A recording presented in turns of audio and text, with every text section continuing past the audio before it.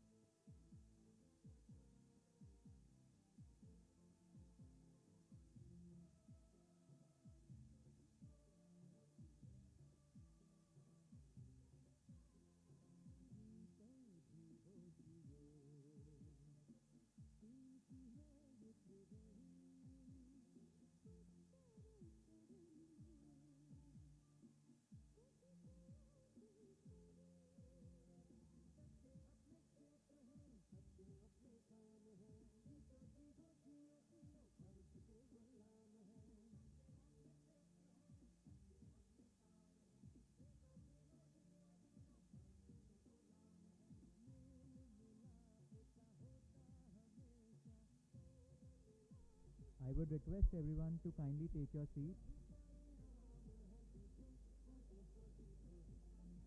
We would be starting the event in another 5 minutes. Please take a seat.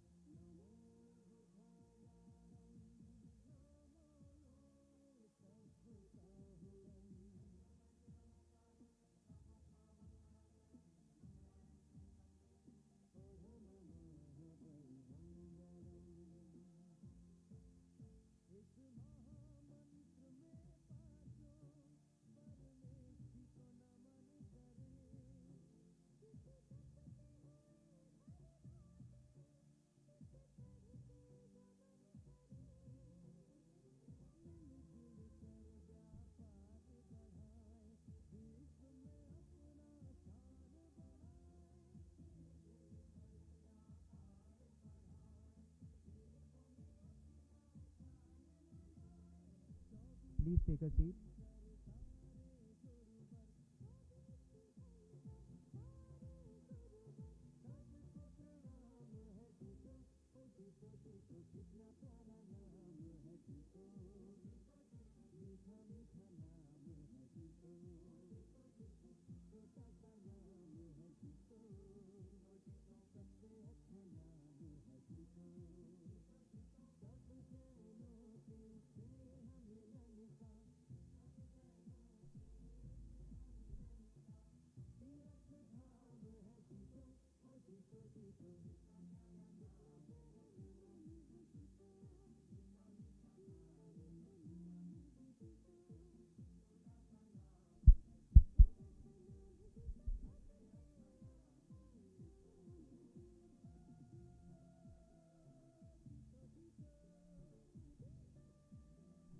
Good morning, everyone.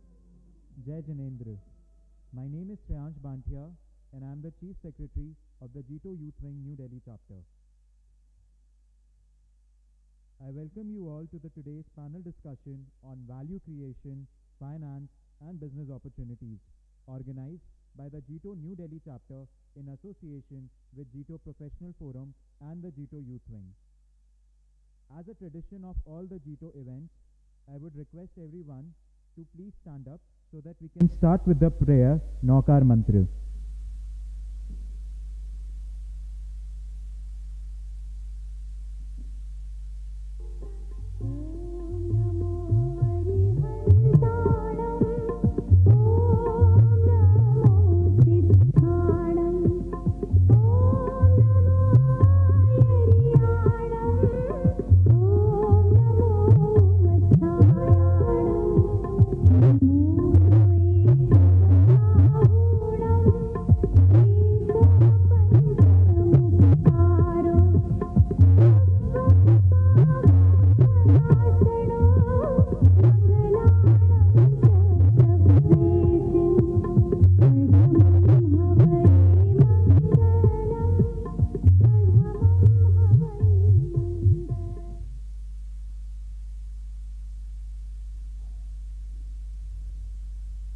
Now, I would request all the dignitaries present here, our senior JITO members, our chief guest, Mr. Subhash Gargji, and all the esteemed panelists to please come forward for the lamp lighting.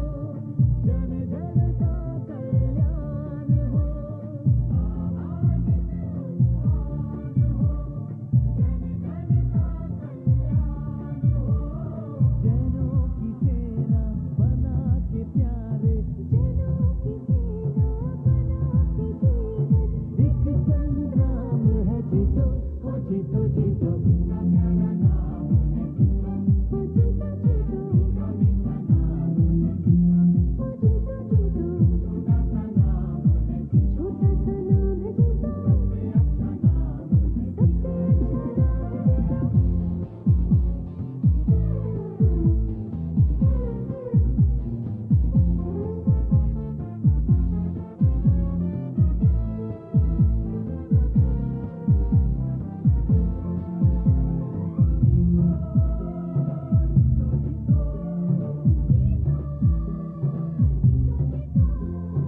जीतो जीवो जियो, तीन की है ये त्रिवेणी, उत्तर उत्तर मिले,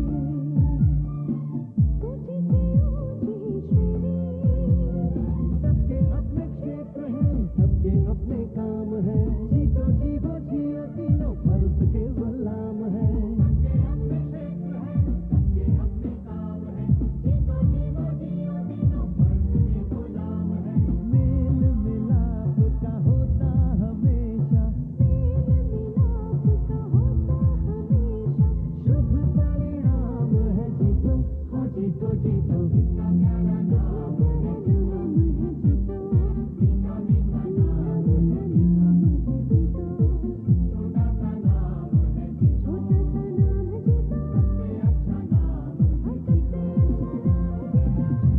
नमो हरिहंताणं, नमो सिद्धाणं, नमो आर्याणं, नमो बुधायाणं, नमो लोये सब साहुरं,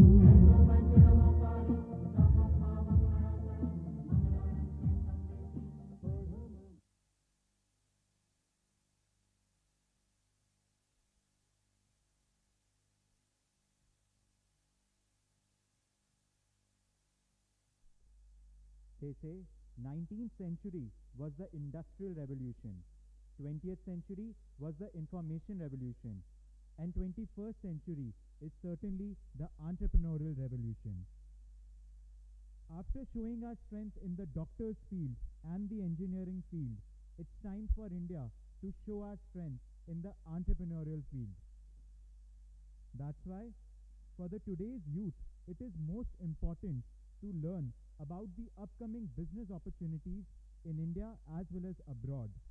We need to understand what is value, how to generate value, and how to manage finance as well. I would first like to welcome our dynamic chairman, Mr. Vikram Jain ji, to come on the podium and speak a few words.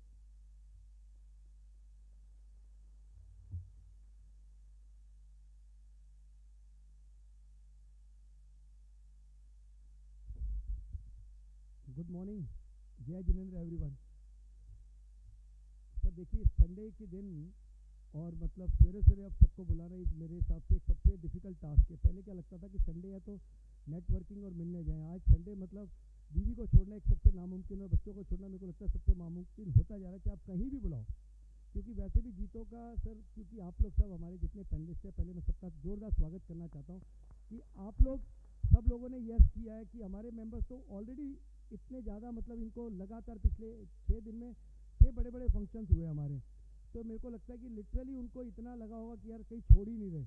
और आप लोगों को जब हमने आज इतने senior panelist हमारे बीच में, फाइनल सेक्रेटरी वगैरह इंडिया के टॉप लेवल की टीम हमारे बीच में आके बैठी है और संडे वाले दिन, तो थोड़ा सा सर क्या होगा कि आज हल्का सा लेट का हमारा चला है, इसके लिए हम पहले आपसे पहले ही माफ़ी मांग रहे हैं क्योंकि आज थोड़ा इतना हमारा कभी डिले का रहा ही नहीं जीतो का।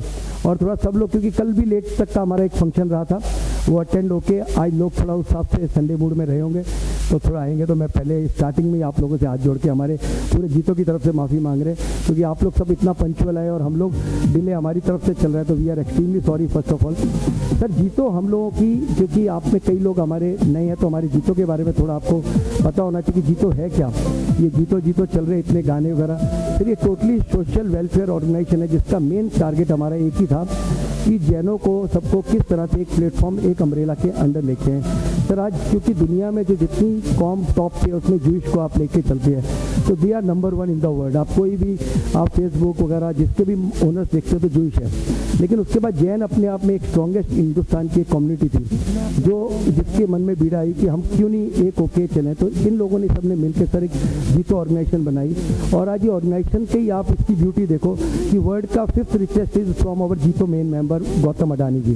तो इससे बड़ी हमारे लिए खुशी की बात नहीं है कि आज जब हमारे इस तरफ से आज मोतीलाल ओसवाल जी, हमारे बीच में कन्हैया लाल ग्रुप के एलजे ग्रुप के हेमंत भाई बैठे हैं, हमारे बीच में एक से MLM ग्रुप के हैं। तो मतलब एक आज हमारे जैन लोग एक से सर हिंदुस्तान के टॉप लोग हैं, और इन सब ने जब ये सब मिल गए, गणपत चौधरी वगैरह सर हमारे जितने एक मेंबर्स के बारे में बताएंगे तो इसमें घंटे लग जाएंगे। इन सब की एक ही बीड़ा थी कि हम कैसे सोसाइटी को टॉप लेके जाएं। हमारे यहाँ कोई भी बच्चा भूखा ना मरे, हमारे यहाँ कोई भी बच्चा टॉप पे निकले, पढ़ाई में टॉप पे निकले, हर चीज़ में स्पोर्ट्स पे टॉप पे निकले सर। इन चीज़ों पे जॉब में हम लोगों चले, तो इस पे जब चलते हुए जब चीज़ की तो हर चीज़ की हाईएस्ट, क्योंकि इनका काम करने का एक ही तरीका था जैन लोगों का कि जो काम करेंगे नंबर 1 करेंगे। पहले धर्म और इनको शादी, धर्म और बिजनेस 3 ही चीज़ें समझ आई थी। इन तीनों का कभी भी किसी का सुनते थे तो शादी नंबर 1 किसकी है, जैनों की शादी होगी तो नंबर 1 होगी। बिजनेस में टॉप सबसे ज़्यादा सिंसियर लोग कौन है, तो जैन लोग हैं। तो इन लोगों ने जब मिलकर सबने ग्रुप बनाया, तो सर ये ग्रुप अभी हमने एक JTF सेंटर शुरू किया जिसके चेयरमैन हमारे हेमंत भाई हैं सर। उसमें 6-7 साल पहले शुरू किया था ये सपना। आज उसमें इन लोगों ने 450 से 500 करोड़ रुपए इकट्ठा किया, 500 CR they have collected money. और हर साल टारगेट के साथ साथ 30 से लेकर 40 बच्चे हमारे JTF के बच्चे नॉन स्टॉप निकल रहे हैं हिंदुस्तान में। आज मतलब IS और IPS और सिविल सर्विसेज में 40 बच्चों का क्लियर करना is not a easy job. अब इसी तरह से इन्होंने बाकी चीज़ों में भी देखा कि जब एक चीज़ में टॉप पे है तो इंजीनियरिंग में आज IIT में शुरू किया हमने, कोटा में हॉस्टल, दिल्ली में हमारा पहला था सेंटर। आज हिंदुस्तान में 6 से 7 सेंटर हमारे बन चुके हैं, पूना में अभी 5 को, और एक सेंटर सर 50 और 100 करोड़ से नीचे नहीं होता जिसपे खर्चा, और देने वाले सिंगल आदमी हमारे पास आ रहे हैं। इस लेवल की संस्था बन गई सर। JTF से निकले तो JBN पे आए, जीतो बिजनेस नेटवर्क। आज सब लोग एक दूसरे के बिजनेस के लिए सर लोग लगे हुए हैं। इस तरह से एंडलेस चीज़ें, जब एक जन आएगा बताएगा संडे वाले दिन मैं आपको, क्योंकि सब इतने बड़े बड़े सीनियर लोग बैठे हैं तो हम लोग इसके बारे में बताएंगे, बहुत बड़ी चीज़ नहीं है। अभी जब सारी चीज़ों में टॉप पे आने के बाद सर एक स्पोर्ट्स एक एक्टिविटी थी जो हमें लगता था हमारी मिसिंग थी, और एक जीतो जॉब हम लोग ये सोचते थे कि सब कुछ दे देंगे लेकिन अगर रोजगार ही नहीं होगा, तो इस पर जीतो जॉब पे सर हमने भी परसों ही एक शेयर रखा था। हमारा एक ही टारगेट है कि जैन का कोई बच्चा बिना रोजगार के ना रहे, और इसमें एक से कंपनी का हमें सपोर्ट आ रहा है, और सब लोग कहते हैं कि जितने जैन के बच्चे अगर विदाउट जॉब है उनको हम कहीं ना कहीं एकोमोडेट करेंगे। This is the biggest achievement we are getting. अगर जैन का हर बच्चा सर जॉब के साथ और अगर बिजनेस के साथ होगा तो दुनिया की नंबर 1 कम्युनिटी अपने आप ही बन जाएगी। ये चीज़, this is another biggest thing for me. अब ये सब होने के बाद सर हर कंट्री का एक ही सपना होता है कि मैं यार, हमारा हिंदुस्तान था तो एक मेडल से हम हमेशा देखते थे कि ओलंपिक और एशियन गेम में हमारे पास कोई मेडल नहीं आता था, विदाउट मेडल हम घूमते थे। पहला मेडल एशियन गेम्स में आया तो हम बड़े अचीव हुए। जब हम मिल्खा सिंह जी हमारे ओलंपिक में भाग के 4th नंबर पे भी आए तो भी आज तक हम उनकी फ़ोटो के बिना चलते ही नहीं कि यार इस लेवल का। तो पहला ओलंपिक मेडल जब हमारा गोल्ड मिला तो हमारे लिए बहुत बड़ी अचीवमेंट थी। ये भी हम लोगों ने अभी एक नया इनिशिएटिव शुरू किया जिसका हम नेशनल इवेंट 27, 28, 29 को हम ग्रेटर नोएडा कर रहे हैं, जिसमें 700 बच्चे आएंगे। तो 700 के 700 बच्चों को 7 स्टार होटल स्टे और कंप्लीट इनके लिए फुल अरेंजमेंट की हिंदुस्तान के बच्चों का। इनमें से बच्चों को हम निकाल के इनमें हम ओलंपिक लेवल की हम लोग ट्रेनिंग दे रहे हैं। ओलंपिक लेवल का हम लोगों ने कंपटीशन रखा है। जो बच्चे जीतेंगे उन बच्चों को हम लेके जाएंगे ट्रेनिंग, और इनको स्कॉलरशिप देके इनके ऊपर पूरी प्रैक्टिस करके कि हमारा एक ड्रीम है कि जीतो का पहला बच्चा जीतो के बैनर में किस तरह से ओलंपिक या एशियन गेम्स खेले। This is over another dream project. ये भी हमारे ही मेंबरों ने स्पॉन्सरशिप किए, करोड़ों का प्रोजेक्ट है। तो this is the overall business के बारे में और आज के नेटवर्किंग के बारे में आप लोग सर बैठे हैं तो आप लोग बेटर बताएंगे sir. Thanks for coming again and sorry for today. Thank you.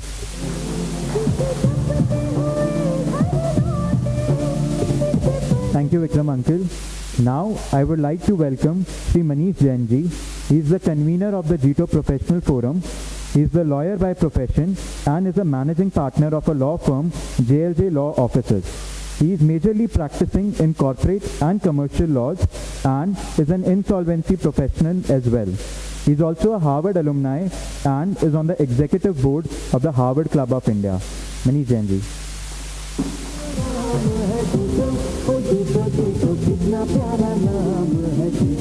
Thank you very much, Shreyansh, for the introduction. Hello everyone and सादर जय जिनेंद्र। खुशबुओं को फैलने का शौक बहुत है मगर मुमकिन ये नहीं हवाओं से रिश्ता किए बगैर।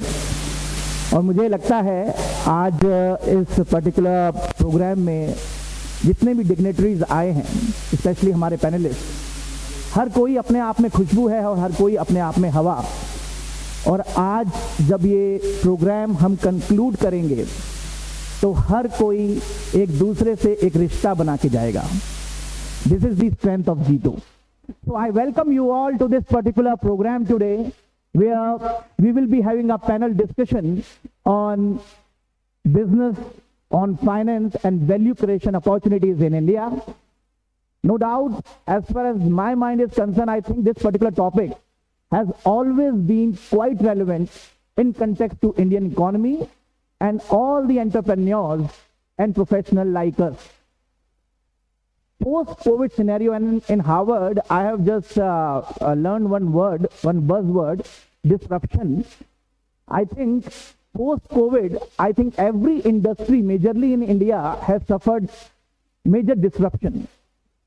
And the issue which we will be discussing today is really a challenging one, and therefore become vital to be discussed at length. Obviously, with the support and under the mentoring of the able panelists today.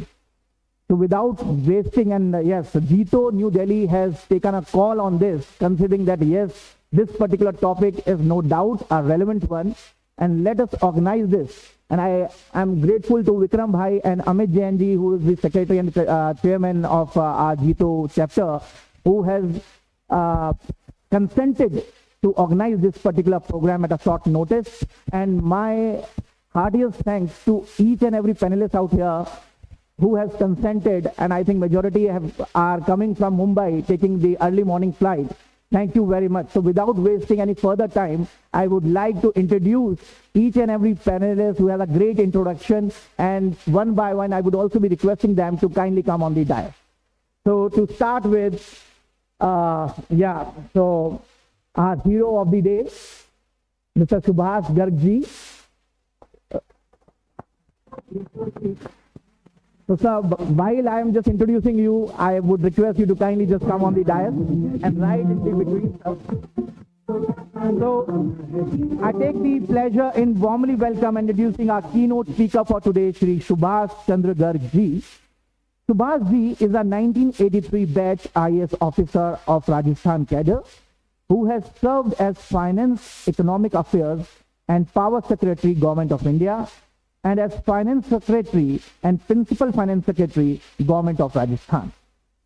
He also served as Executive Director, World Bank Group, and as a Director on the board of several international agencies such as IVRD, IDA, IFC, and MIGA. He has been alternate governor of India for International Fund, for IFAD, for the Asian Development Bank, for the New Development Bank, and for the Asian Infrastructure. He has also chaired the board of National Infrastructure Investment Fund and represented India on G20 and other international bilateral and multilateral forums. Most recently, he has authored a book titled 10 Trillion Dreams, $10 trillion Dreams. The book thematically explores the critical policy issues in India being faced today and suggests reform for India to become $10 trillion economy by the mid-2030s. Presently, he works as an independent economic policy advisor and strategist. We welcome you, sir, and sparing some precious time. I now request Ashish Shankar ji to kindly come on the dais. Ashish Shankar ji is Managing Director and CEO at Motilal Oswal Private Limited. Ashish has close to 2.5 decades of experience in managing money and financial services. He has been Motilal Oswal for a decade and has been instrumental in building the investment platform and the business of private wealth, where they advise over 5,000 families. He is the author of the monthly research publication Alpha Strategist. and the architect of several proprietary investment frameworks. As an official spokesperson, he appears regularly on leading business media channels to give his views on market and investment. He has also authored several articles on investment, capital markets, and economic outlook in several leading dailies and financial publications. Ashish is a management graduate from the University of Bangalore and is also a Harvard Business School alumnus. We welcome you, Ashish ji. I now request Mr. Jayanand Poddar ji to kindly come on the dais.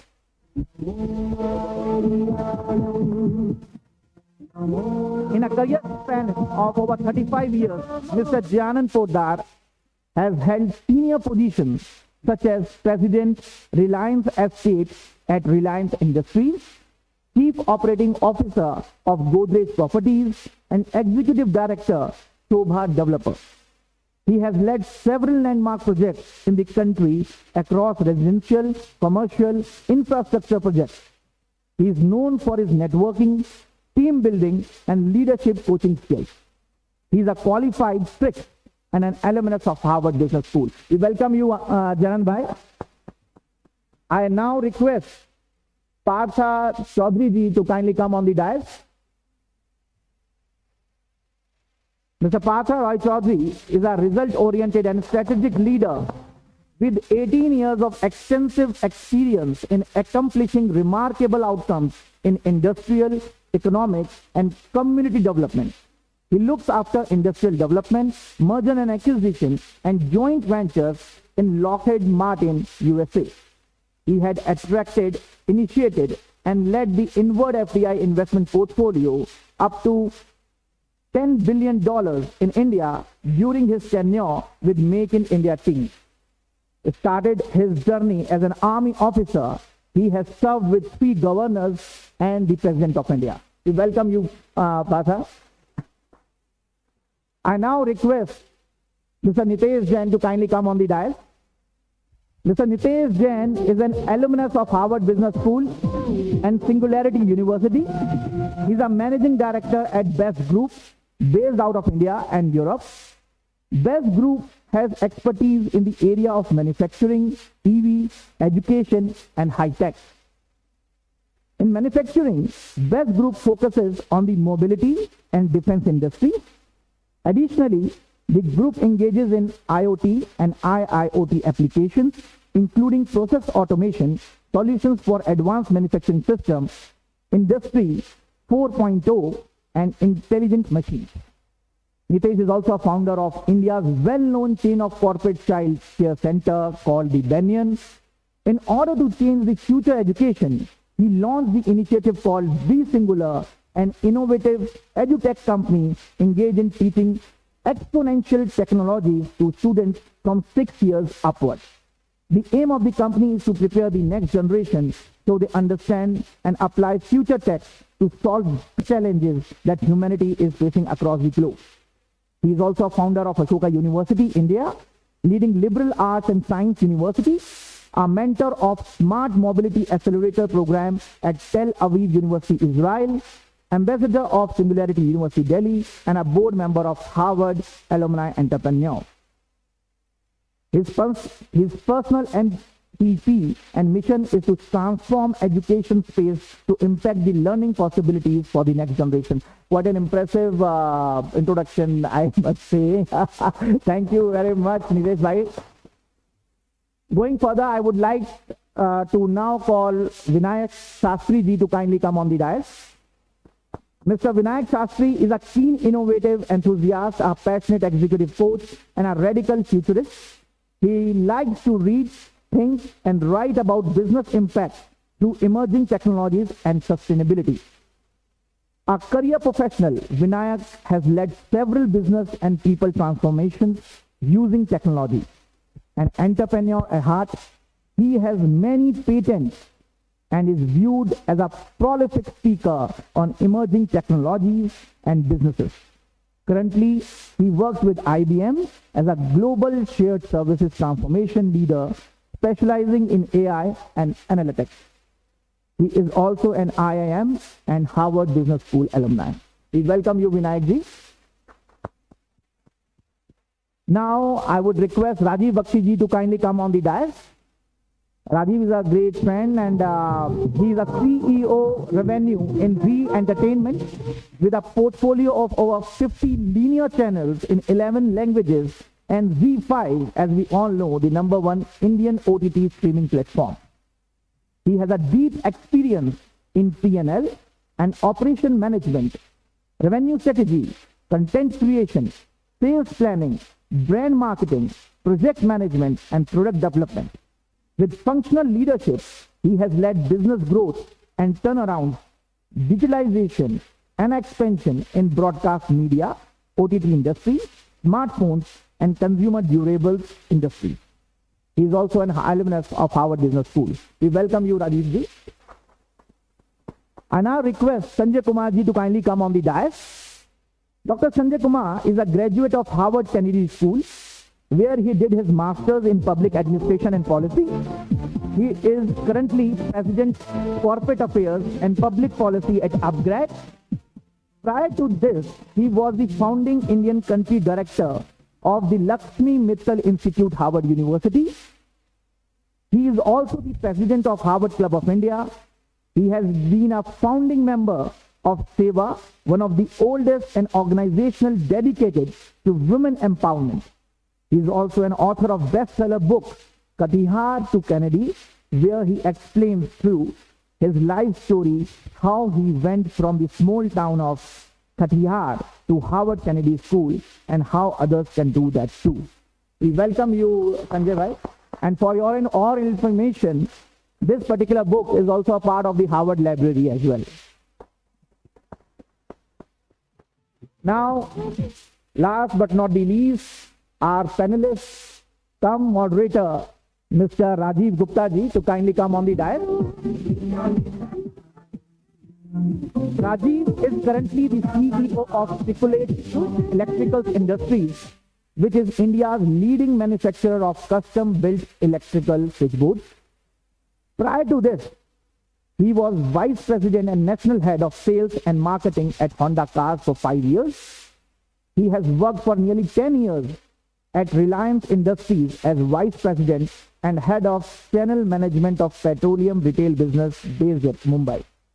Rajiv did his electrical and electronic engineering from BIT Pilani and MBA from FMS Delhi. He is also an alumnus of Harvard Business School. He is the author of the book titled Spirituality Demystified. His book Indian Family Business will be published later this year. I think the loads of Jain families are doing family businesses, and I think he can guide us well on this particular subject. I hope you all will now be taking, and I just thank you very much for coming here. So with this, the introduction is complete. The dais is now being handed over to Mr. Rajiv to take it further, and let us take the maximum advantage of their knowledge and expertise in today's program.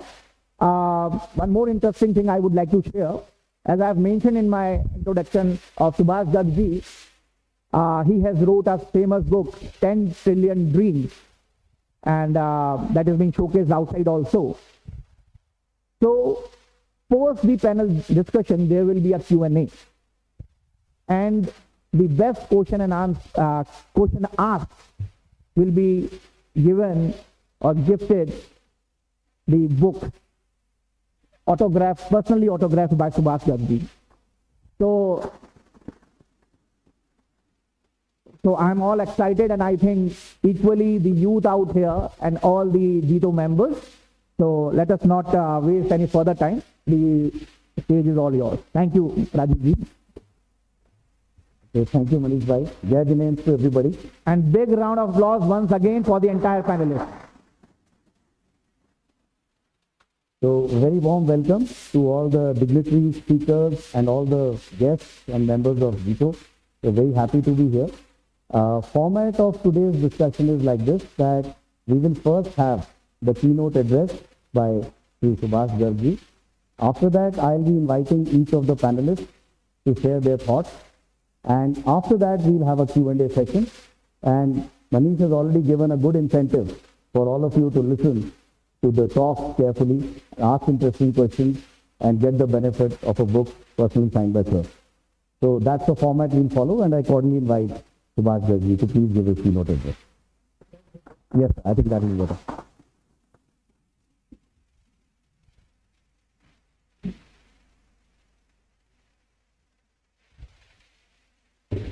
Good morning to you all. So happy to be with such a vibrant, exciting and enthusiastic organization. How to create so much value in the world. Very happy to be with JITO. I would like to pronounce it JITO. So you should win. That is what the objective should all be. So what I'll do is, I have half an hour. I'll speak to you about the businesses at the center of value creation and the kind of opportunities which are available today and likely to unfurl in times to come. And then I'll close and we will have the question answer session at the end of all our presentations. So good. So where do we start? Let us say we all people present here are basically businessmen. And what does the businessman do? The businessman do, in my judgment, he creates value. The subject of the discussion today is also business, finance, and value creation.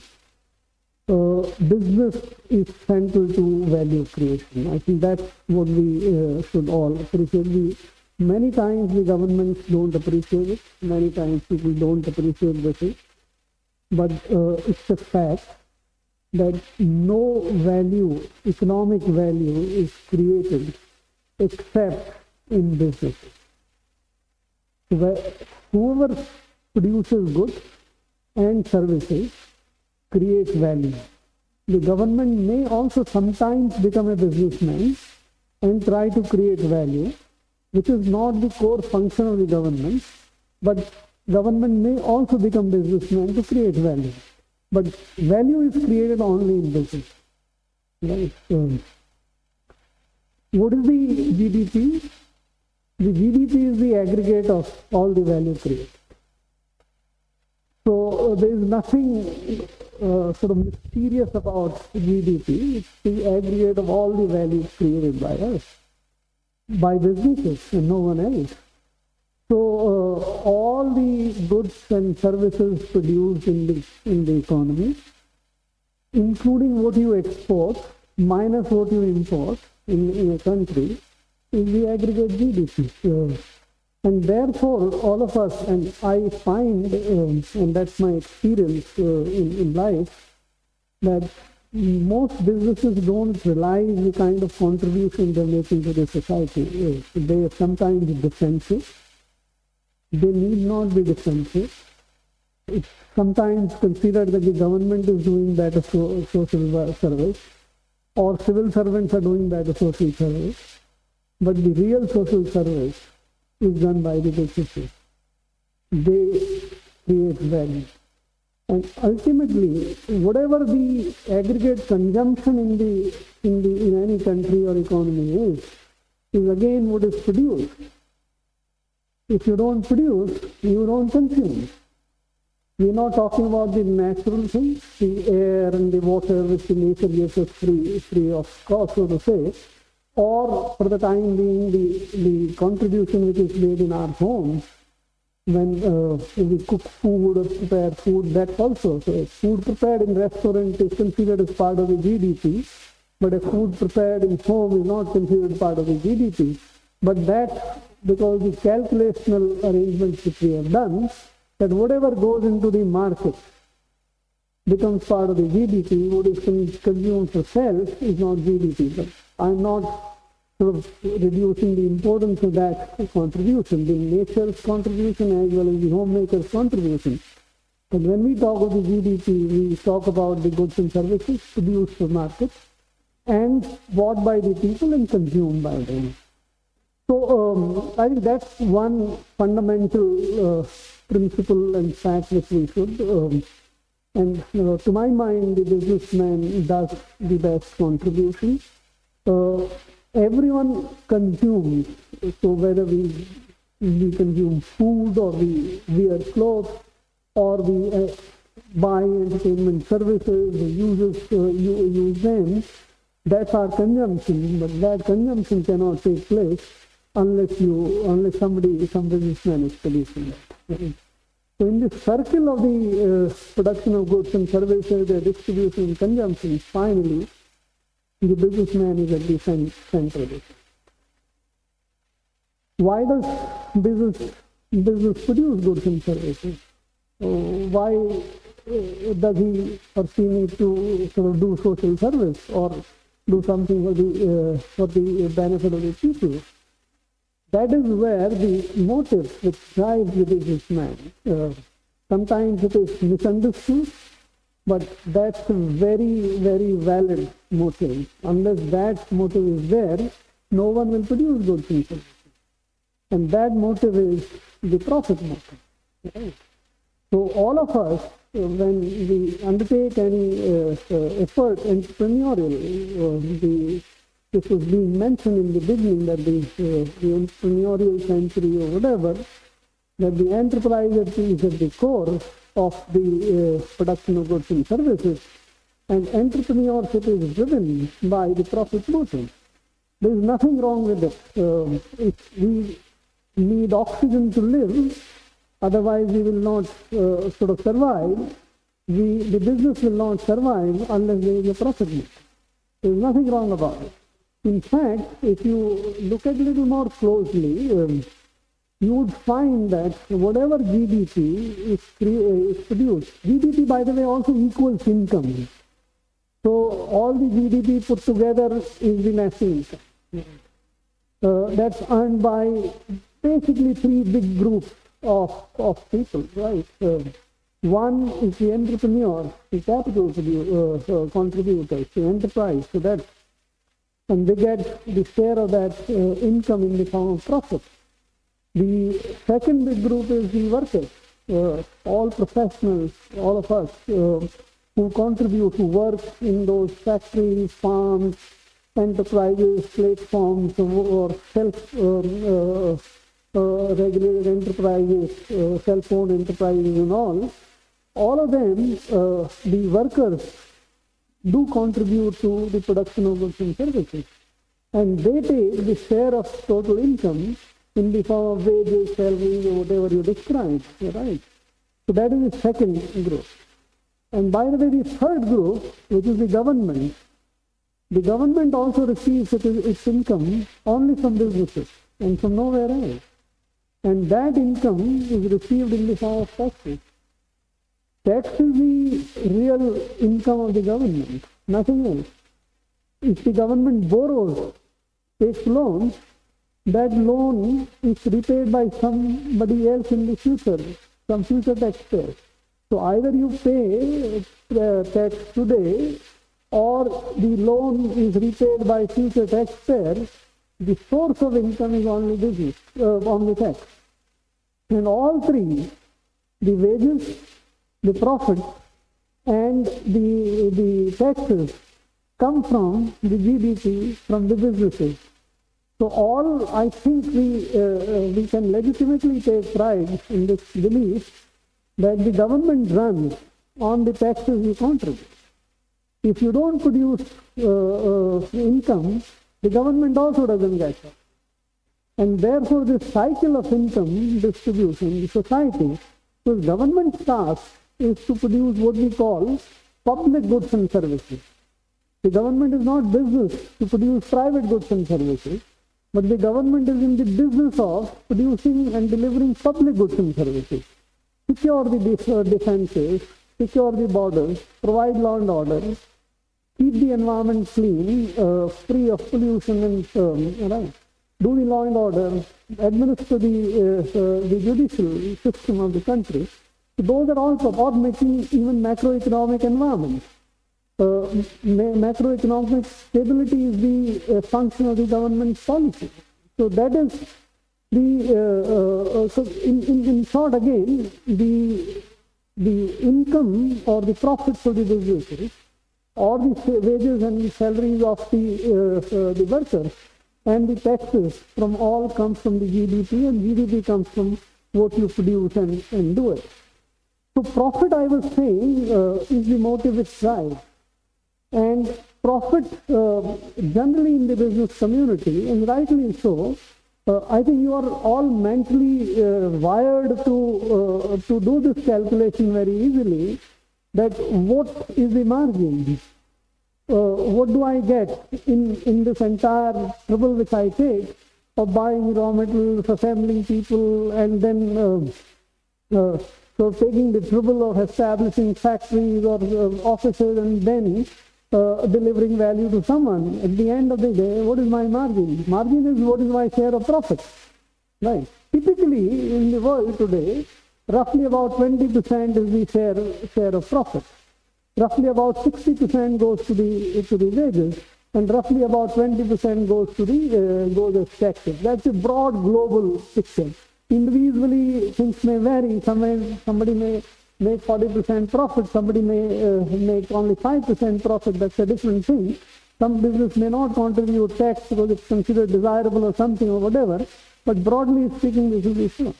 And therefore, there is nothing wrong in doing this calculation, that whenever you want to do any business, what is the margin? What is my share of profit? If there is a share of profit, I will do the business. Otherwise, I will not do this.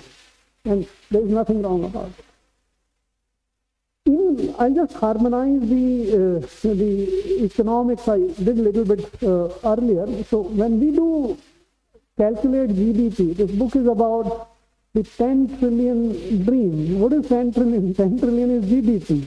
That we want Indian GDP to be about $10 trillion equivalent. Today we are about $3 trillion.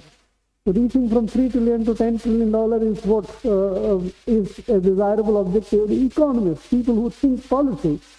But it will be enabled only by businesses. If the businesses don't produce, they will not reach anywhere. So in synthesizing, the concept which the economists use is value, which is the discussion today. Value here is the value addition. So we define this to mean that whatever is your output or the turnover of the sale value minus the raw materials which you purchase or the finance you undertook, to the interest, etc. So if you deduct the raw material and the interest paid from the final sales value, the difference is value added.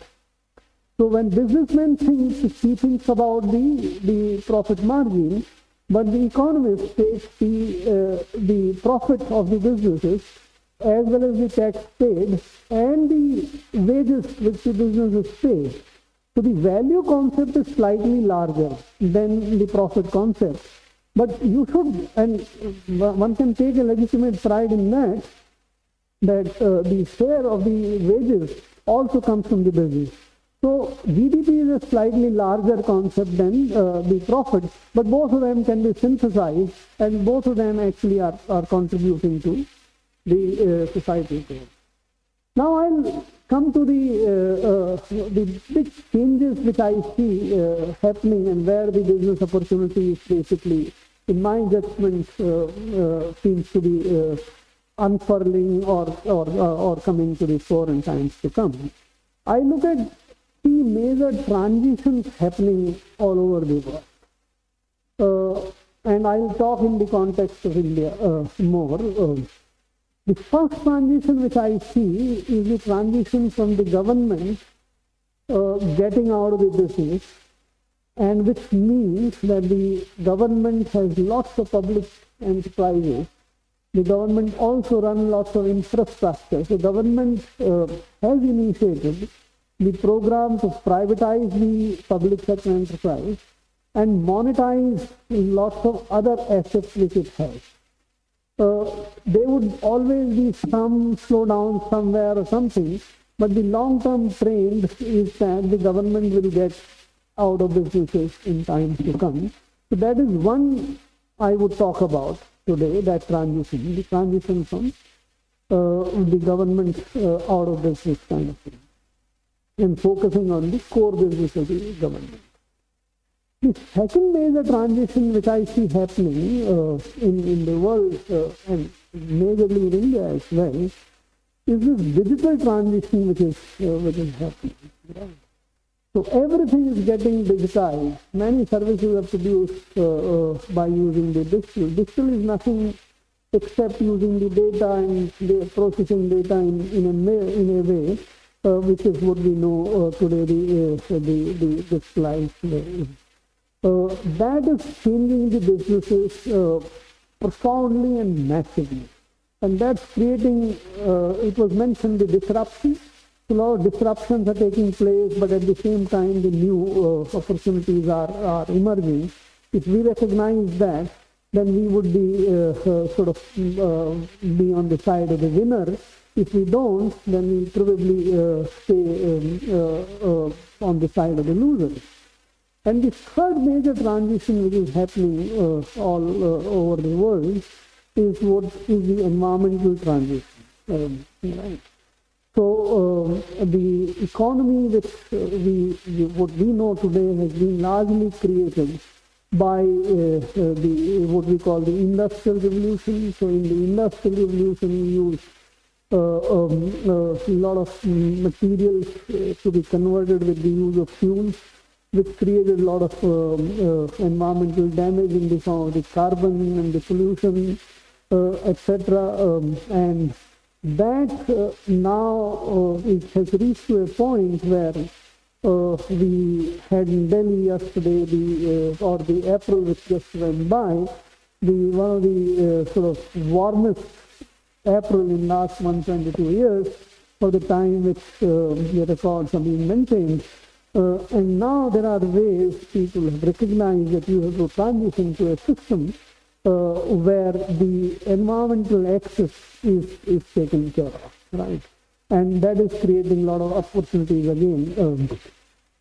So these are the three transitions which I'll talk about today. So let me take up the first transition today. The transition from the government, or transforming the role of the government, to put it this way. So in the 50s, when or immediately after independence, the then government at the time, if you look at because all mega trends happen in the context of whatever is happening globally, right?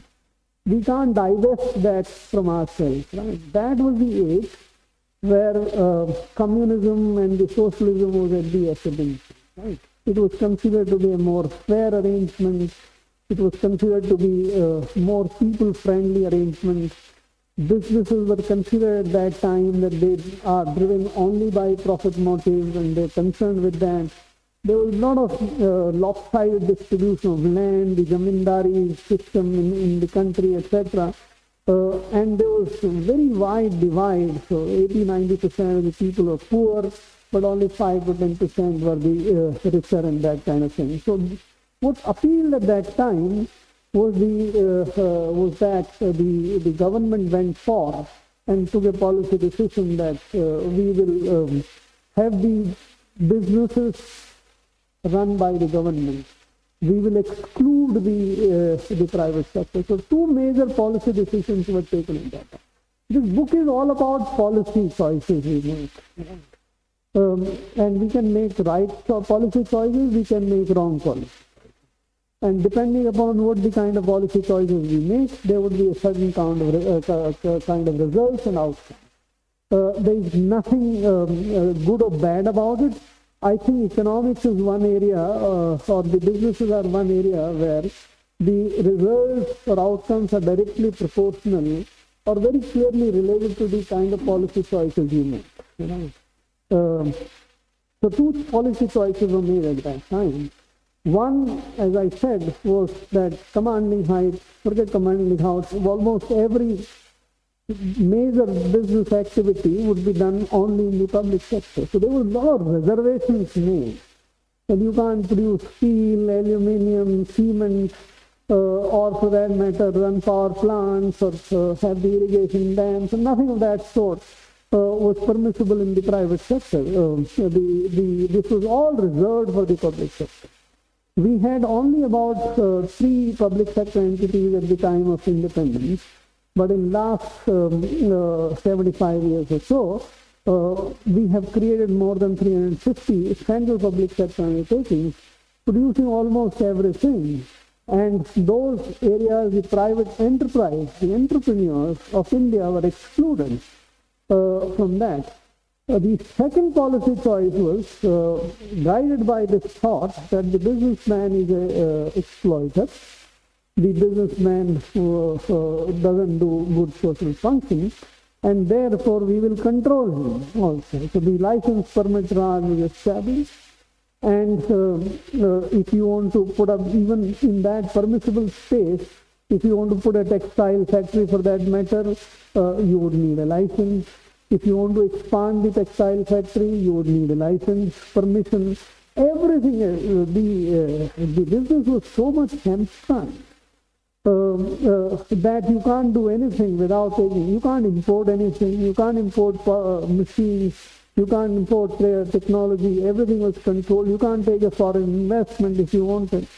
So that was the regime placed in the country, and the consequence was very straight and clear. If you look at until what India did up to 1990s, our growth rates were very small. We did not grow, and we did not achieve the self-reliance, etc. also, because you can only sort of earn foreign exchange by exporting if you are competitive to pay for what you import. If you can't, if you're not allowed to import technology or something, you can't actually produce something to export as well. So the consequence was very clear. Fortunately, in 1991, we realized this and made one major transition. We opened up everything, all businesses to private sector. So today, if you look at everything, almost airlines or insurance business or steel or aluminum, cement, almost everything is now automobiles are produced in the private sector. The days of shortages, telephone line you book and you get in 10 years, scooter you book and you get in 20 years, those days are gone. Nobody remembers. Sugar, etc., everything. Cement, if you were constructing your house in 1977 or 80, you would require cement permit also. And I'm told many people used to get cement when their house was constructed. It took 6 months or 2 years to even come. So that was the result of the kind of policies we pursued.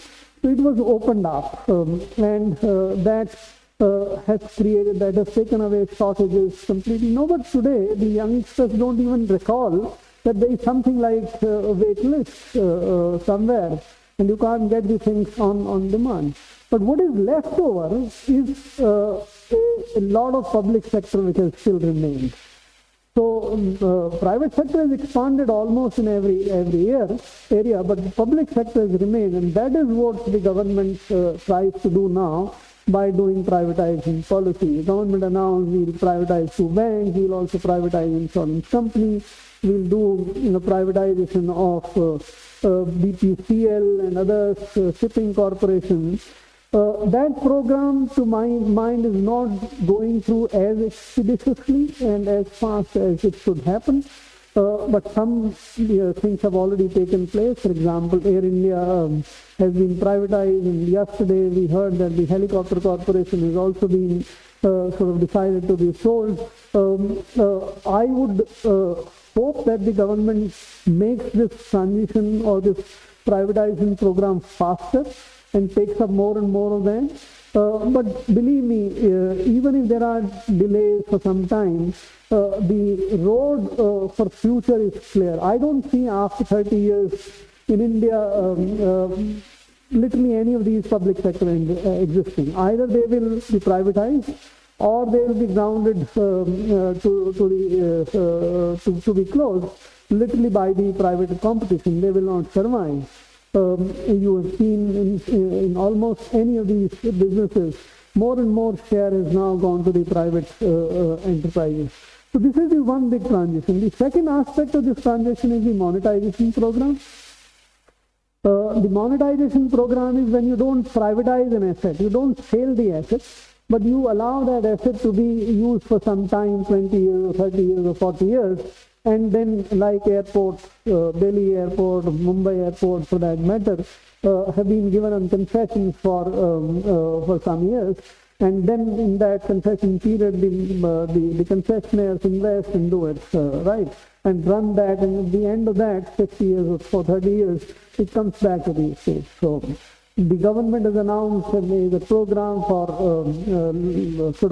franchising railway lines, gas grids, telecom lines, power plants, and things like that. Again, it's not moving that fast as it should be, but there is no way other than that this in future this is. I think this presents a very big opportunity for the businesses to acquire. I met today a lot of people from who are in the insolvency businesses. So insolvency, the private businesses are getting transferred from one owner to another one. You can extend that, I won't say that this is the government's insolvency, where the government is transferring the public enterprises and monetizing the assets. But it's like this. It's a better transition for the economy, for those businesses, whichever have been privatized, have been run much better by the private sector. So whether it's the airline or even earlier the Hindustan Zinc or the hotels and other things, whichever have been privatized and given on monetization. I was instrumental in giving the 6 airports to for monetization purposes, Ahmedabad and others. I think they're doing better. There is no difference, or there is better service which is provided today, right? So that I think is one opportunity which is coming up very well. And it's a big opportunity. The second one is the digital transition. You have seen this from the old analog camera to digital cameras. That's a very straight, simple example. Almost a lot of things have changed in our lifetimes from what was the analog earlier to digital now. We have from Motilal Oswal, so even assets which were earlier managed literally by keeping the registers or physical form are getting transformed into digital form of assets. Right. So the company shares and the bonds today are literally dematerialized. They are available in the dematerialized, and whenever you buy or sell, you don't actually realize only that number of shares or something are transferred from your account to the other account. Now, even the hard core assets like real estate, etc. So you're creating REITs, and for infrastructure, you're creating InvITs, and many of these are getting securitized. The assets are getting transformed in that. So people today may not be interested to buy a house to get the advantage, or to buy gold for getting the advantage of gold prices increase or something. They might buy the index bonds or fund, or they might buy the REITs or InvITs. So even those hardcore assets are getting transformed into digitalized assets. But a much bigger disruption is awaiting. That disruption is what is this blockchain cryptography technology is bringing. They are transforming the very basic way in which we own and retain and buy and sell the assets. For example, so today you need a depository to hold all your assets. You need a bank to hold your all bank accounts. You need an LIC, a life insurance company to keep all your policies, etc. But when you go into the decentralized manner, the central authority simply vanishes.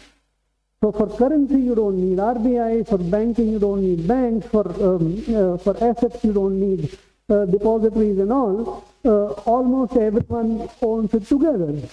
You establish a consensus mechanism by which, so for example, the Bitcoin, which is almost everyone knows about it. So there are 10,000 nodes. The computer nodes, there the humans don't talk to each other. It's the machines which are managing everything, right? So the machines decide whenever transactions take place by way of some consensus mechanism that yes, these transactions are valid, and validated transactions are put into a block, and the transactions is recorded for posterity forever. No transaction which takes place on these chains is ever erased. It's not overwritten. It cannot be rectified, and rectification can take place by another transaction. You can, but you can't override and do it. So that's far more secure. You can establish the entire chain. But the short point which I'm making is that the digital transformation, which was happening all in last 30, 40 years, is now another disruption, another different digital opportunities, and that will create enormous amount of opportunities. For example, just you've heard, so the in this blockchain cryptography technology, customization is something which is very much essential. Today's factories produce at a scale, but they produce some limited number of the sizes for clothes and things like that.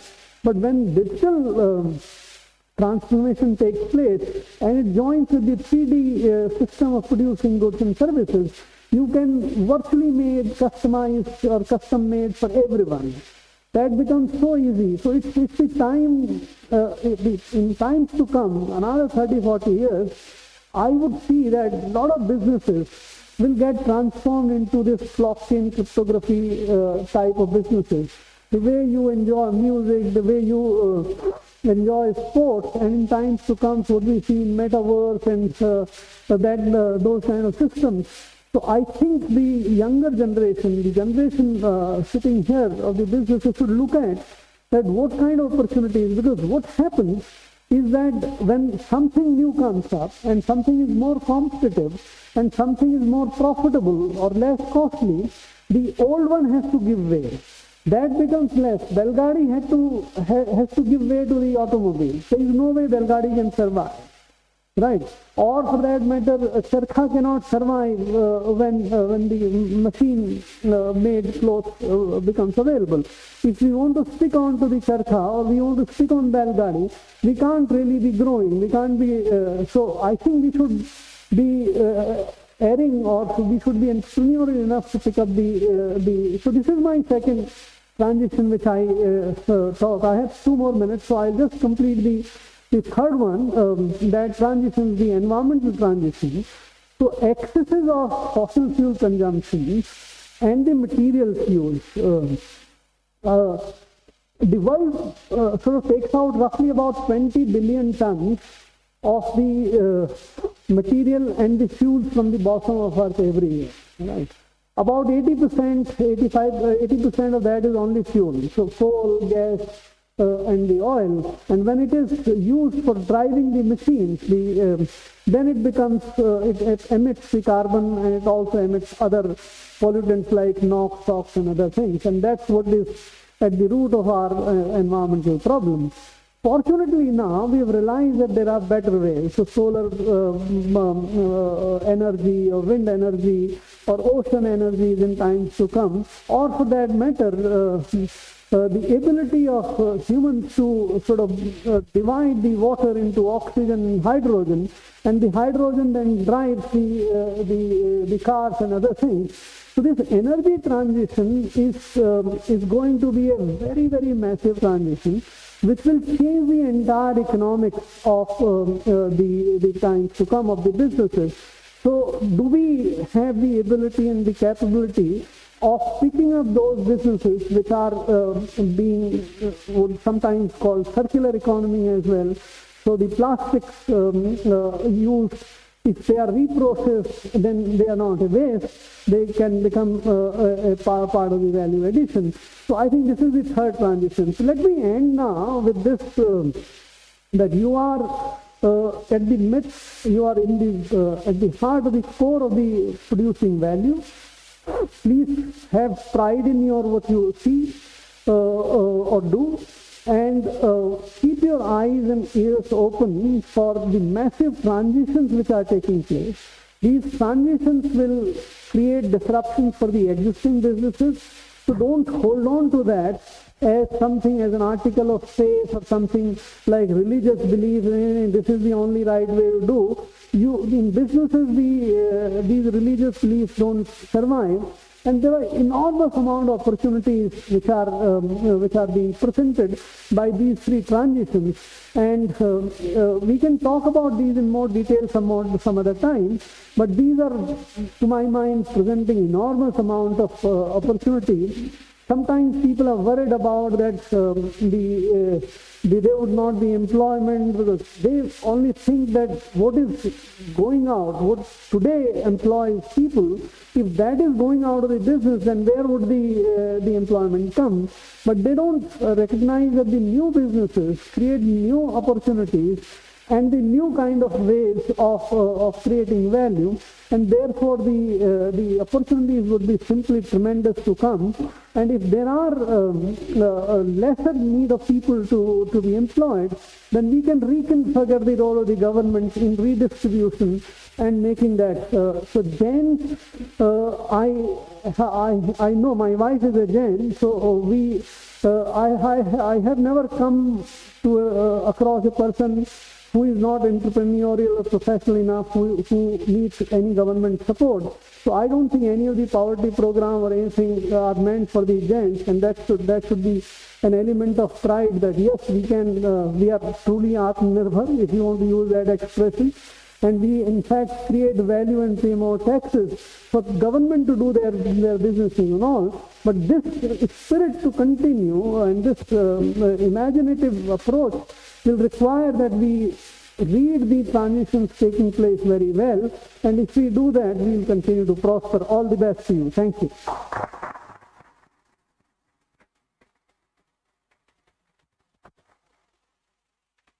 Thank you very much, sir. And I think what my takeaway is from your talk, first and foremost, the opening sentence that value is created only by enterprise and business. I think that's a very powerful statement. It also gives a reassurance to all businessmen that I am contributing to society. And profit is a good word. And, that perspective that, if you make money and you make profit, then you are in a way contributing to India, to the economy. So that was a brilliant perspective, sir. And then I think very important takeaway is that whatever policy we take, it has consequences. And very nicely explained right from independence to 1991. I graduated in 91, so a lot of my friends, who graduated before, they say, look, you have the benefit. And, first 10 years of one's working life, before 91 and post 91, I think there's a dramatic change. And absolutely. And I think very important takeaway for all of us, who are looking for opportunities are about the three disruptions, the public to private, the digitization, as well as the ESG, environment sustainability. And I think there is a lot out there on the table, not on all of us, what we can take. So thank you very much for this perspective. Thank you. So I'll now request Mr. Ashish Shankar, to please come. So Ashish ji has, got a presentation to make. So I request the organizing team to please put up the PPT and also give the I think it's high enough, sir. I think it should be fine. And can you give the pointer and the slide changer as well? Is it okay for everybody? Yeah. So morning, everyone. Jai Jinendra. My respects to all the dignitaries on the stage. My Harvard HBS alumni friend, Subhashji. That was an excellent talk. In fact, you made my job easier. I was just telling somebody, it's so refreshing to hear somebody who spent so much time in the bureaucracy, right? Telling us that entrepreneurs create so much value and we are at the forefront of the GDP creation. And it just gives us a lot more, if I may say, energy to work harder and create the India that we are all dreaming of over the next 7-8 years. So my presentation is only going to elaborate on whatever Subhashji has already spoken about. So, in fact, I was telling Rajivji that if I could, I wanted to change my presentation because I'm talking about the $6 trillion opportunity. And I said, if Subhashji has spoken about 10 trillion, I must talk about 20. Because a businessman's job is to, if the government gives you 1 rupee, we have to make it 4 rupees. Right? We are the multiplier force in the economy. How do I get this? Okay. So this is really the journey of India, right? We took close to 58, 59 years to get to $1 trillion GDP. And if you think about the scale at which we are operating today, the next $1 trillion took barely 7 years. And let this sink in. What we did in 58 years, we did it in 7 years. And every $1 trillion from now is going to take a shorter period of time. And it is just mathematics. And like Einstein said, compounding is the eighth wonder of the world. And if you look at the last few years, the GDP has grown slower, but I strongly believe that we have laid the foundation for a much faster growth path in the next 7 to 8 years. And I'll talk briefly about it. We are currently at about $3 trillion. We believe at the current rate of growth, we should be at $6 trillion by around 2030. So that basically lays the foundation for the vision that Subhashji has laid down, which is getting to a $10 trillion GDP in the mid-30s. Now, this is extremely significant. Let me tell you, there are only 3 countries in this rare club of $6 trillion, right? And if we get there, we will be the 4th country. Now, I think the real challenge in front of all of us as businessmen is to get there as soon as possible. I don't have an iota of doubt that we'll get there. It is all about how fast we can get there. And I do believe that a lot of the policies and the frameworks that the government has laid down, I mean, it's so pleasant to hear the word privatization in Parliament. And whilst he was talking us through the history and the economic history of India, I could visualize all the Hindi movies that we watched as we grew up, right? If you look at the old Hindi movies, the capitalist was an exploiter, right? The zamindar was an exploiter. And then you had a period where, yes, capitalist was not a bad word. They were contributing. And from there, today the thought process is that the capitalist is actually a value creator and not only adds to the tax kitty, but also adds a lot of value to the society. So it's a transformational change in thought process. And I do believe that this journey of 3 trillion to 6 and eventually $10 trillion will create humongous opportunities for all of us as businessmen. Now, what is the opportunity in front of us? See, what happens is, at a $3 trillion economy, we are currently at a per capita of roughly $2,000, right? Matlab, saal ka 1.5 lakh, 1.5 lakhs is the income per family, on an average. Of course, there are people on both sides of the bell curve, but 1.5 lakhs.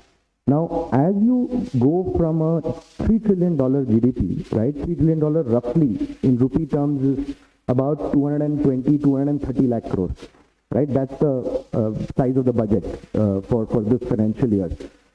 So when you go from 220 lakh crore GDP to, let's say, we are talking about 6 trillion, right? You're roughly talking about a 450, 500 lakh crore size of the GDP. The per capita income is likely to move from $2,000 to about $5,500 to $6,000, right? So a doubling of GDP is going to create an exponential opportunity in consumption and an exponential opportunity for businesses to create value.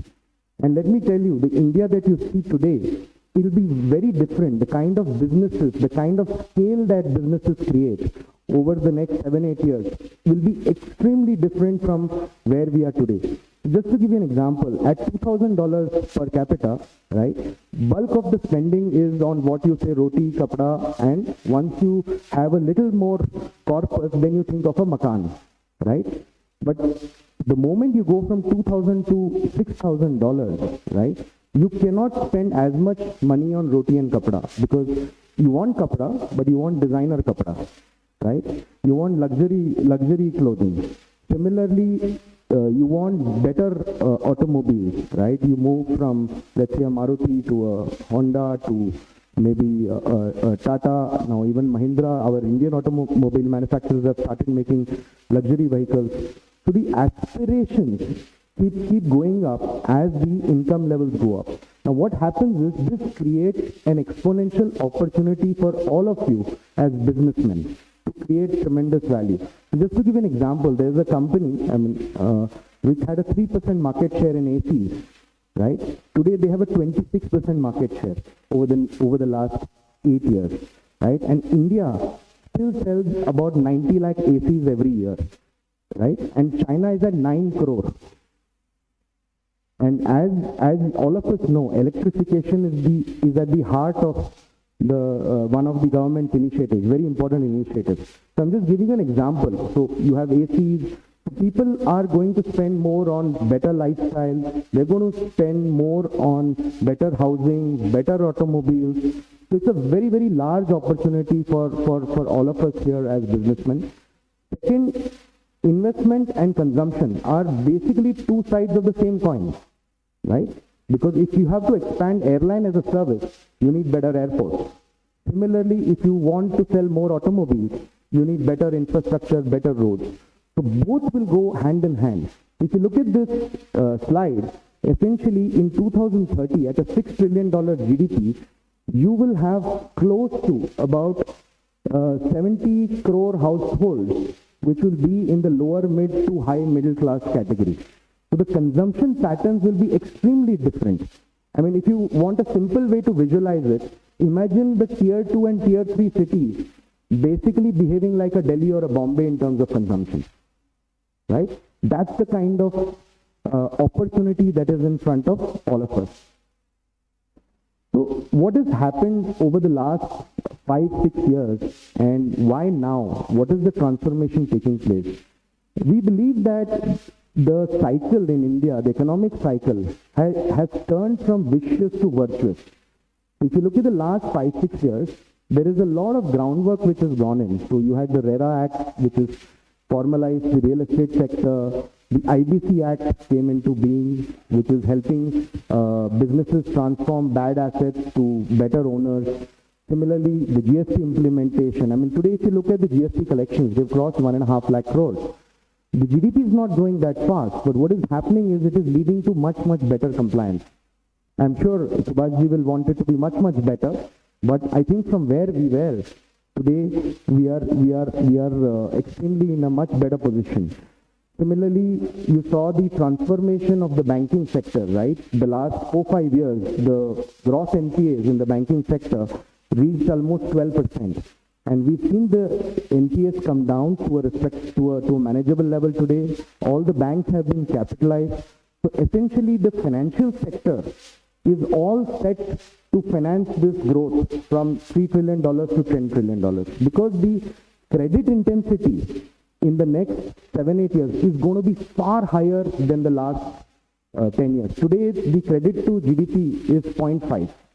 I believe that the next $3 trillion, you will see almost 1:1 credit intensity, because Indian households are not that leveraged. So we see that we are turning from a vicious to a virtuous cycle.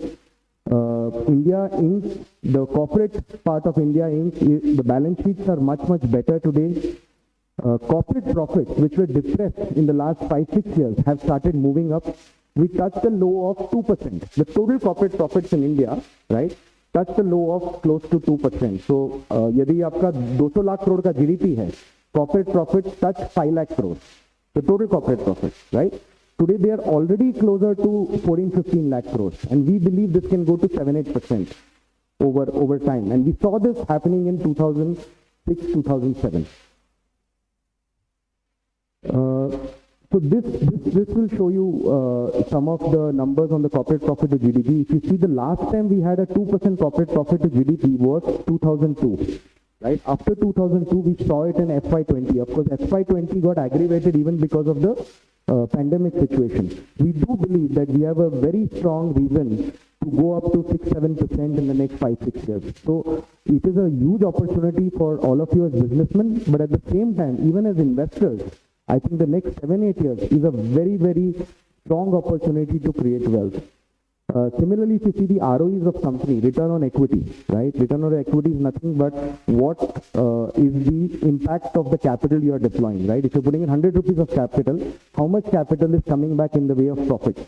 ROEs hit a low again in FY20 of single digits. We believe it can head to, today you're already at 12.5%. This could head to almost 15-20%. So, like Mark Twain says, that history doesn't repeat itself, but it definitely rhymes. And we believe that it will rhyme in the next 7-8 years as well in the stock market. If you look at the 2002 to 2008 period, right, the markets went up almost 6x, right? I'm talking about the index. And if you take January, let's say 2020, this is pre-pandemic, I'm excluding the pandemic because it was an extraordinary period. Today we are just up 0.5x. I mean, 12,000 Nifty index is up to 17,000. We still have a long way to go over the next 7-8 years. So this is the kind of opportunity that we visualize over the next decade. And what are the different movements that we see? And Subhashji briefly spoke about the migration that is happening from PSU to private. Similarly, businesses moving from old business models to new business models, getting more digitized. So one of the frameworks that we see playing out over the next few years is value migration. So value migration is nothing but flow of economic value from outdated business models to new business models. It is already happening in a lot of sectors, led by retail, led by electric vehicles, led by electronic payments, and the infrastructure has already been laid down by the government. Similarly, the other big opportunity I spoke about briefly is the $1 trillion opportunity. Like I said, every $1 trillion GDP added, right, is a 3x opportunity when it comes, it's a 3 to 4x opportunity for businessmen when it comes to consumption or building infrastructure for that consumption. The third opportunity, and I'm glad I have this point here because Subhashji also spoke about it, which is disruption, right? And I keep telling some of my colleagues in Bombay and even our founders, that you have to go to Bangalore to understand what is happening, right? We are all sitting in Bombay. According to me, we are all outdated. There you have third year, fourth year engineering students. They don't want to work. They are pitching for capital. They pitch for $1 million, $2 million, $10 million capital so confidently. It is just amazing. So I see that revolution happening, and this revolution is going to really lead the way for the new tech industry in India. I mean, we saw the old tech industry evolving because of the Y2K problem, right?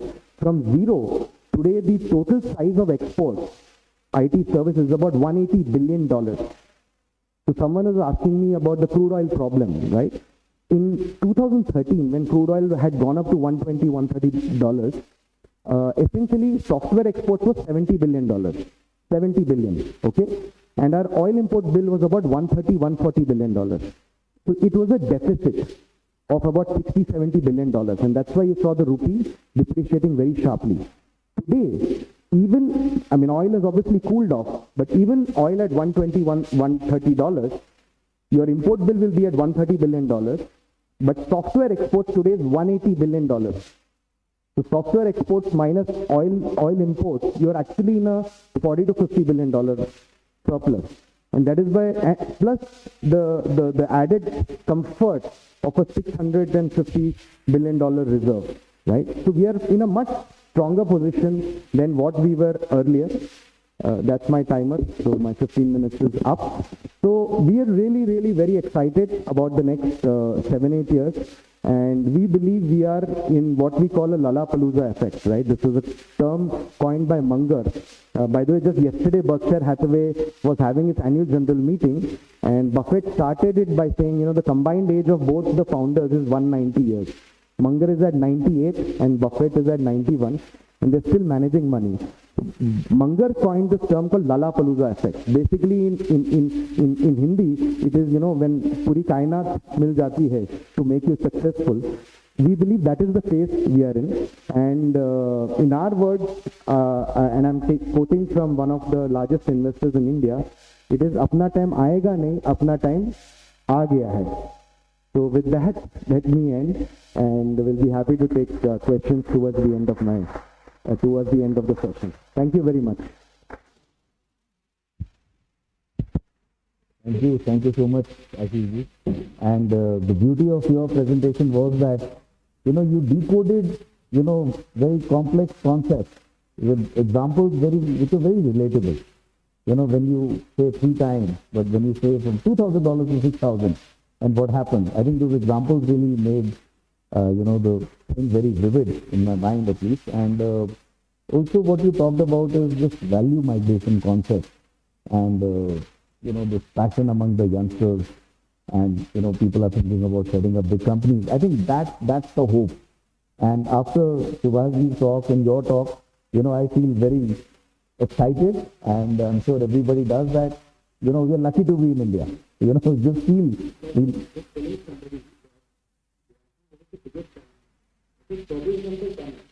Wow. Right. Wow. So thank you so much for this and setting the tone. And I'll now invite Mr. Jayanand Poddar, who's the ex-president of Reliance Industries and a veteran in the real estate. Sure.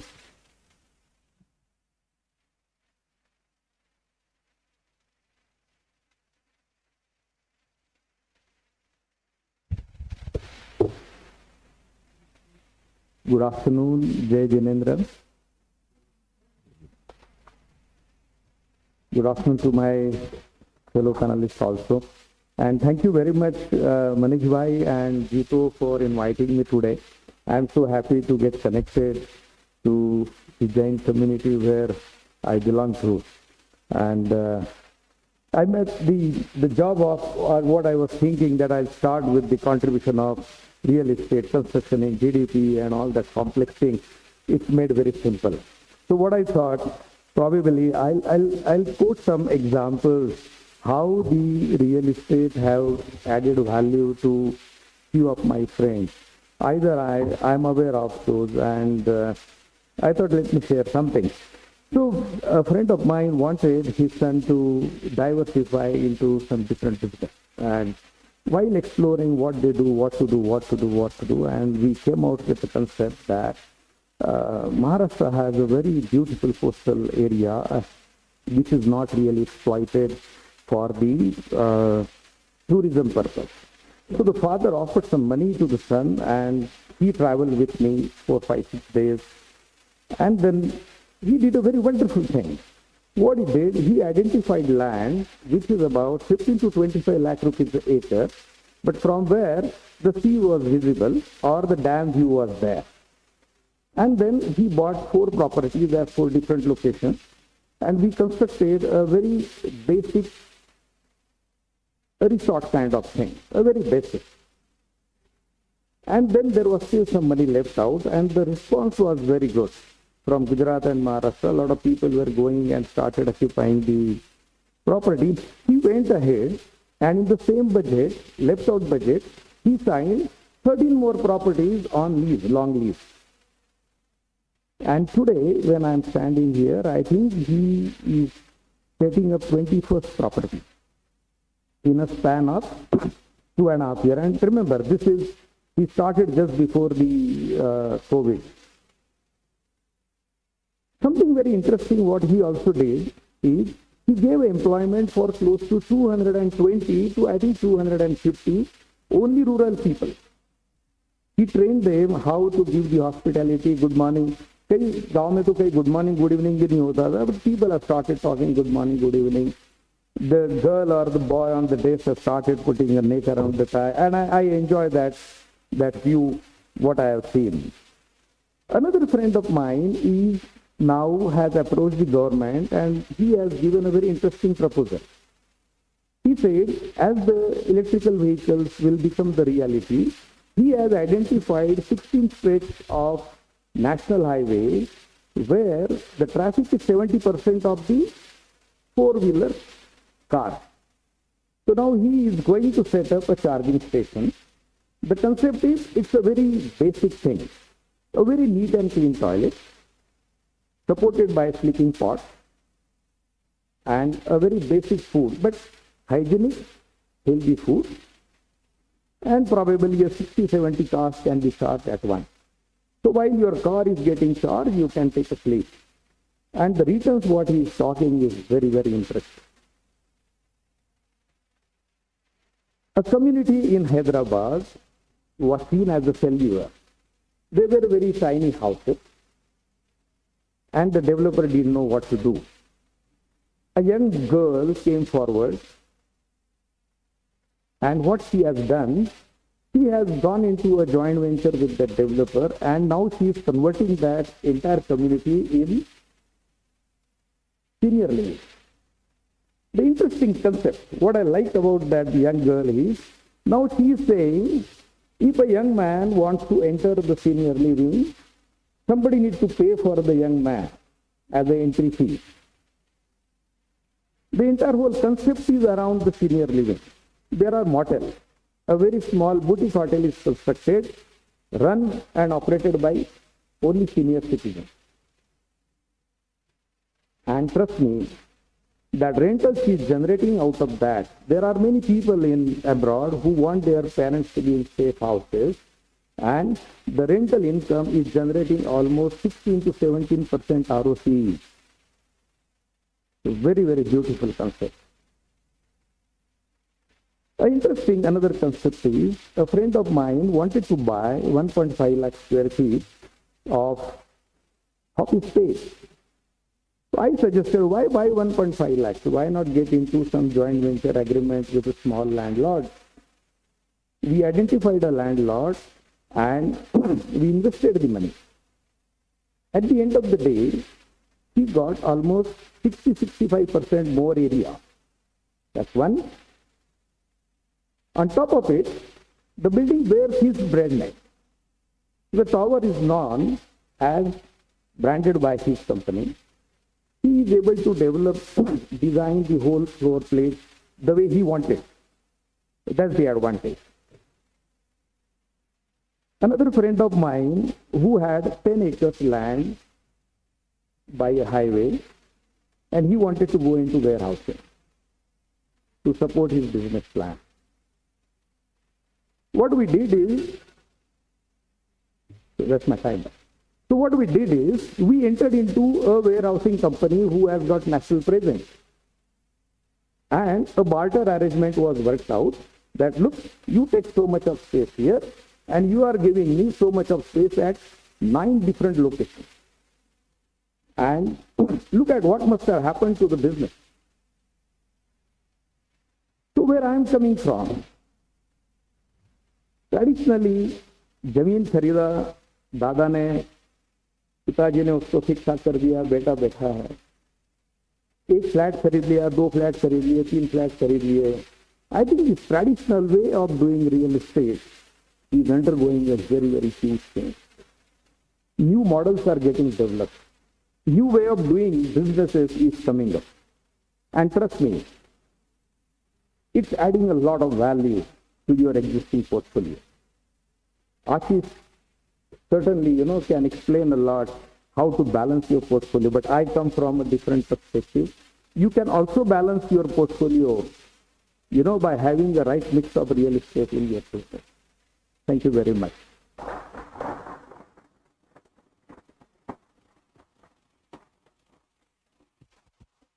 Thank you very much, Jayanandji. Beautiful story, very inspiring, and the feeling you get is, yes, it's possible, and you can do it. So thank you so much. Yes, you don't need truckloads of money. And I think the very important thing, I'm sure it's very important for all, businessmen, is that no matter what business you do, real estate to hota hi hai. You may be in any business, but real estate is an important part, in the portfolio. Emotional reasons and psychological reasons, as you said.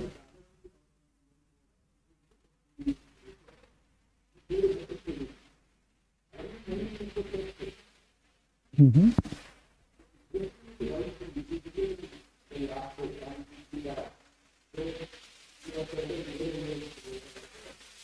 Wow. Yes, absolutely.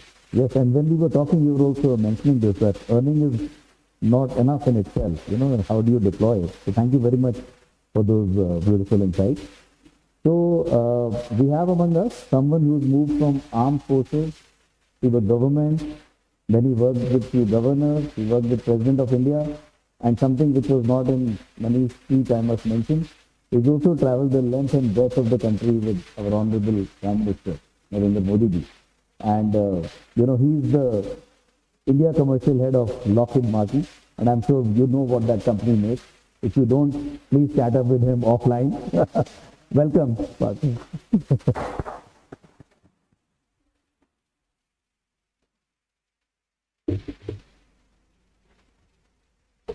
So, hello everyone. So, first question is, how many millionaires are here among all the audience? Or is it a wrong question, this James? How many billionaires are there here among the Jains? So, today, what I'm going to tell you all about is all about aerospace and defense sector, nothing than that. And Gupta Sahab and Manish ji always told me that you tell a little bit about your life as well. So, merge kar diya, let's do something together. I'll talk about 4 concepts, what I learned, and I'll share with you if it's helpful for you as well. So my life started in a Gurukul where I used to wear a dhoti, and from there I went to Harvard Business School where I used to wear a suit. So it was quite complex change. I'm from Ramakrishna Mission, and we were taught everything. So when I was 7-year-old, I used to start make my bedding. That's the first thing in the morning at 4 a.m. Start make my bedding, make my bed clean. They used to come and check, broom my room. Not only everybody else. Everybody has a responsibility. And there was a checking. That concept of starting making my bed started when I was 7. I'm still making my bed at my home. Like my wife says, "Tumne to kiya hai, fir se kar lo." So that's never ending. NDA mein bhi kiya, army mein bhi kiya. But one thing I remember, this making that bed in the morning, that small thing is very, very important in all of our lives. Because the small things which you start making correctly makes bigger things correct in your lifetime. Why I say so? When I now, as a Lockheed Martin supply chain and ID head, I go to a company, I check for those small things. I walk in the floor, koi unaccounted nut bolt to nahi pada hua. How do they keep their racking? How do they maintaining their inventory? How they are taking? And on that basis, we reject bigger companies also. If you want to be an industrialist, you want to supply to bigger giants, start with those small things. A company, I don't want to name the companies here, I'll not name any companies. A company which started with a dream in Hyderabad, they thought that they will make small things correct and make product for space. Space का हमारा इतना technology नहीं था to make things in open. The space equipment requires a clean room, it requires a lot of things. Today they are making $99 million yearly. Coming to the second concept of mine which I learned is try and try again. You must have heard it again and again. हमारा army में एक PT test होता था, physical training. I was a stud guy. मैं लंबा दीवार था, and there was the rope climbing. So I used to do everything, and then I used to look back at my coachmates. सारे मोटे मोटे इधर से आया civilians, and ये तो पास नहीं होता भाई. Impossible. How can you climb this 6-foot wall? This guy so fat. And how can you swim that much? How can you do a 10-meter jump? नहीं होगा. Mind it, every one of them passed. None of them failed in my course. And not in this year. Every year they passed. You know why? Because those guys had that motto of try, try, try. Saw them banging into the wall. वो मोटा जा रहा है and he just bang into the wall. मेरे को आज घुटना टूट गया. But that guy to get himself up, try again. I have seen companies, I will not name again, a company which used to make tea, chai. Okay? They tried to make the first wire harness for an international company, failed. They again went back, tried another wire harness, and today they are the major supplier of all 3 major defense companies in the world, of wire harness and that tea manufacturer. Their annual revenue today is, I have noted it down, I checked it out, it is $38 million. And they have got an indefinite order from Boeing. Indefinite. In aerospace and defense. So you can try, there will be mistakes, R&D, chalega, aage badhenge.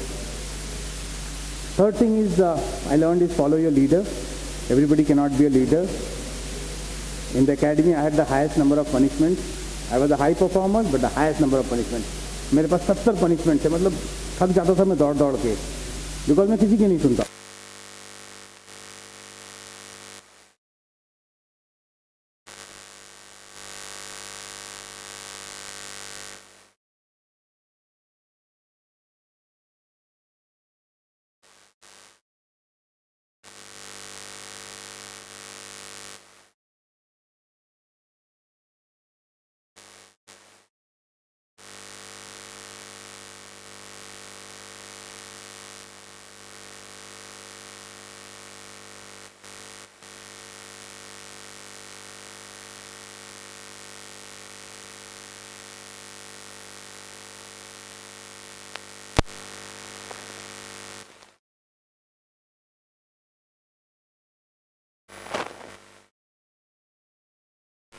Bought a company in London now. Now he's going to supply it to the EU Union. The last thing is take risk. Without that, I think I cannot beat giants in that, but yeah, take risk. Please take risk, and that helps. You may fail once, you may fail twice, but absolutely you're going to reach it. हम लोग का एक 10-meter jump होता था. So the 10-meter is like 4 floors up here. You can see only 2 now. Now just imagine 4. And there on the top, we used to climb up, and then we used to take a jump. सभी को ये लगता है कि आज मैं मरने वाला हूँ. कोई नहीं मरा. All of us jumped, and we survived. And I think everybody of you, when you take that plunge, you take that step, you will survive. 100% you will survive. You know how to float up. So that's a very, very important thing. That ends my 4 concepts. Value creation, sir, remember, as you told me, value creation, I noted it down immediately. That is what is offset in aerospace and defense. आपको मैं एक सामान का order देता हूँ. The value you add is adds to my offset. Offset is a very important concept in defense. मैं वो amount offset claim करता हूँ government को, and you add the value.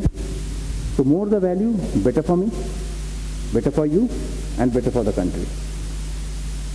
Taxpayers पे सर ने बोला, taxpayers, one thing I want to request everybody in this, the taxpayer, we must pay some respect to taxpayers. It is the other way around in this country. जो tax पे नहीं करता उसको बहुत सारा रिस्पेक्ट देते हैं. यार ये बंदा क्या स्मार्ट है. Taxpayers, man, if we are paying tax, that guy has to be respected because that guy is running this country. So let's take that. Coming to industrial revolution, yes, we missed it. We missed the bus. But the way we are advancing, sorry, my timer ends here. So the way we are advancing, I swear to God, everybody in this world, today from aerospace defense, India is so important.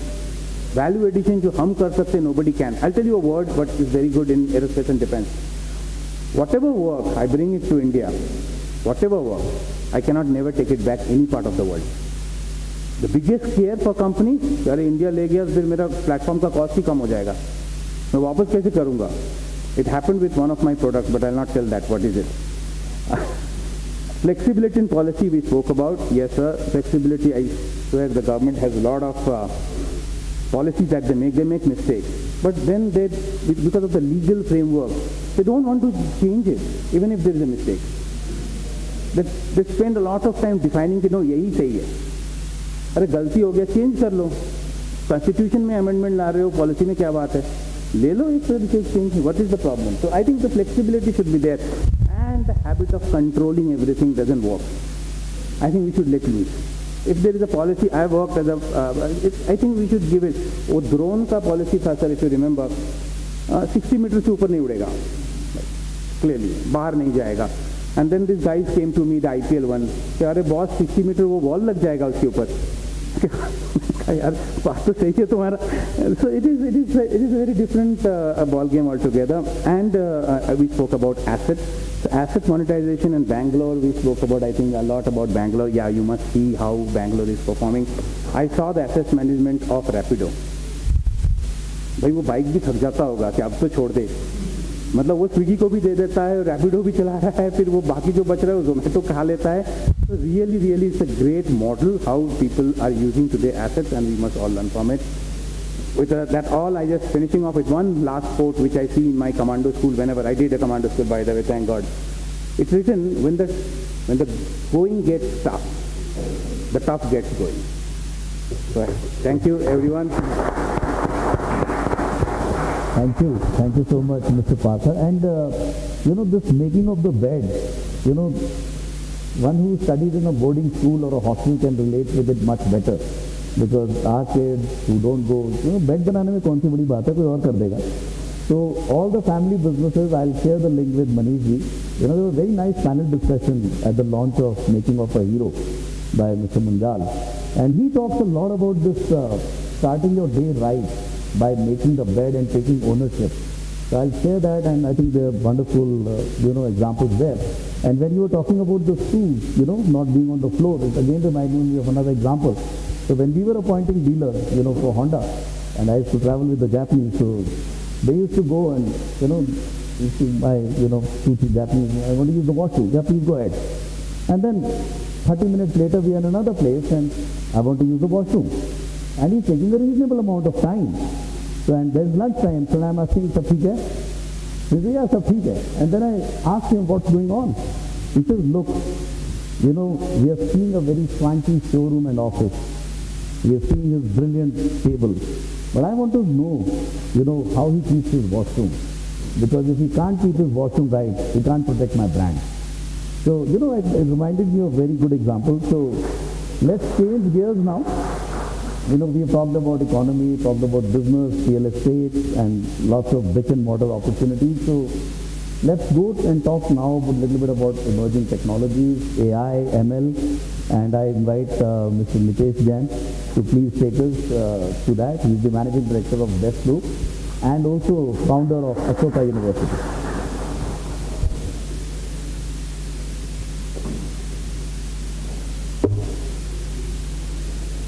So good afternoon now to all of you, and thank you, JITO, for this opportunity, and great to meet my fellow panelists. So my focus today primarily is going to be on the area which I personally study and along with my team is on exponential technology. And I'll explain you what this means, but basically these are the technologies which are big disruptors. We've spoken about transformation, Subhash covered that, value creation, Ashish covered. But what is that as entrepreneurs we can take? That's critical, right? Because if there's no outcome from what I tell you, it doesn't make any sense for anyone. So now COVID has been, to my mind, the biggest disruptor in human lives. We have seen, Spanish flu was 100 years back when we were not there. COVID actually taught us how big disruption is possible, and how we as human resilient, we can take a leap from what we learn and then try to imply it. So it has taken a lot of toil, but there's a massive disruption in mindset, societies, businesses, families, and this disruption actually has opened up the mind because it was very fixated. Everybody thought जो हो रहा है बस वैसे ही चलना चाहिए, तो जो हो रहा है अगर उसमें कुछ झटका लगा तो क्या करेंगे. So this mindset change is very critical, and I think it's a turning point from where we are today as society and businesses. Now there are a lot of things which are going around us, but question for entrepreneurs and policymakers and governments and societies is that are we really up close and personal to this change? That's the most important thing which everybody needs to understand. Now, change needs adaptation, change needs an open mindset, and therefore when I will now talk about few exponential technologies which are going to bring huge disruption and huge opportunities, these are two things which will be very critical: adaptation and open mindset. So this is the key thing which I want to focus. So there are 5 or 6 technologies which I will just cover because of paucity of time. And I start with the first one, which is artificial intelligence. Now this 2-letter word has a huge meaning in itself. People don't realize the potential. The use of AI will grow 6,000% in the next 5 to 6 years. 6,000% across spectrum. We can talk of any industry, any businesses, small, big, medium. AI is going to be used extensively. Right? So this is one thing which you need to understand and agree as to how you want to be a participant in something like that. There's a $300 billion opportunity in the next 5 to 7 years which AI is going to bring. And if we are able to take a cue as to how we can change our businesses and make use of it, it will accelerate our growth, no doubt about it. Right? I was reading about a startup, very small startup in Israel called Taranis, very exciting company. They've gone to a level of precision agriculture, to a level where they target every single leaf and make it healthier. Now the growth of crop, the yield, can tremendously increase if you can take care of each single leaf, right? Rajiv ji was mentioning about looking at a small toilet in a dealer, and that small detail, वो लोग गए, उन्होंने पूरे farm को study किया, AI use किया, एक single leaf का डेटा देते हैं. And imagine we are an agriculture production nation, right? How much of yield per acre can tremendously grow? Food scarcity का तो नाम ही नहीं रहेगा if we are able to look at that. So this is the power of AI. AR, VR, right from training, entertainment, marketing, education, repair, being a mechanic, AR, VR is going to transform the country, or sorry, the businesses in a very, very disruptive manner. It's another $350 to $400 billion opportunity in the next 5 to 7 years. And I was reading about a company which is called Virtual Ship. They saved $20 billion to US Coast Guard and Navy just because of use of this technology. So look at the advantages which these technologies bring. And anybody here who is in any different sector, or across real estate to manufacturing to education to whatnot, AR, VR is going to be one of the biggest accelerators in your own businesses if you are going to practice that. Robotics and Industry 4.0, right from medical logistics to handling goods, services, robotics and IIoT are going to be again changing the landscape. We have one of our businesses in Germany which is focusing on the robotics and Industry 4.0 area. And from last 5 years, if I look at what my colleagues have been targeting and doing, completely transformed the mindset.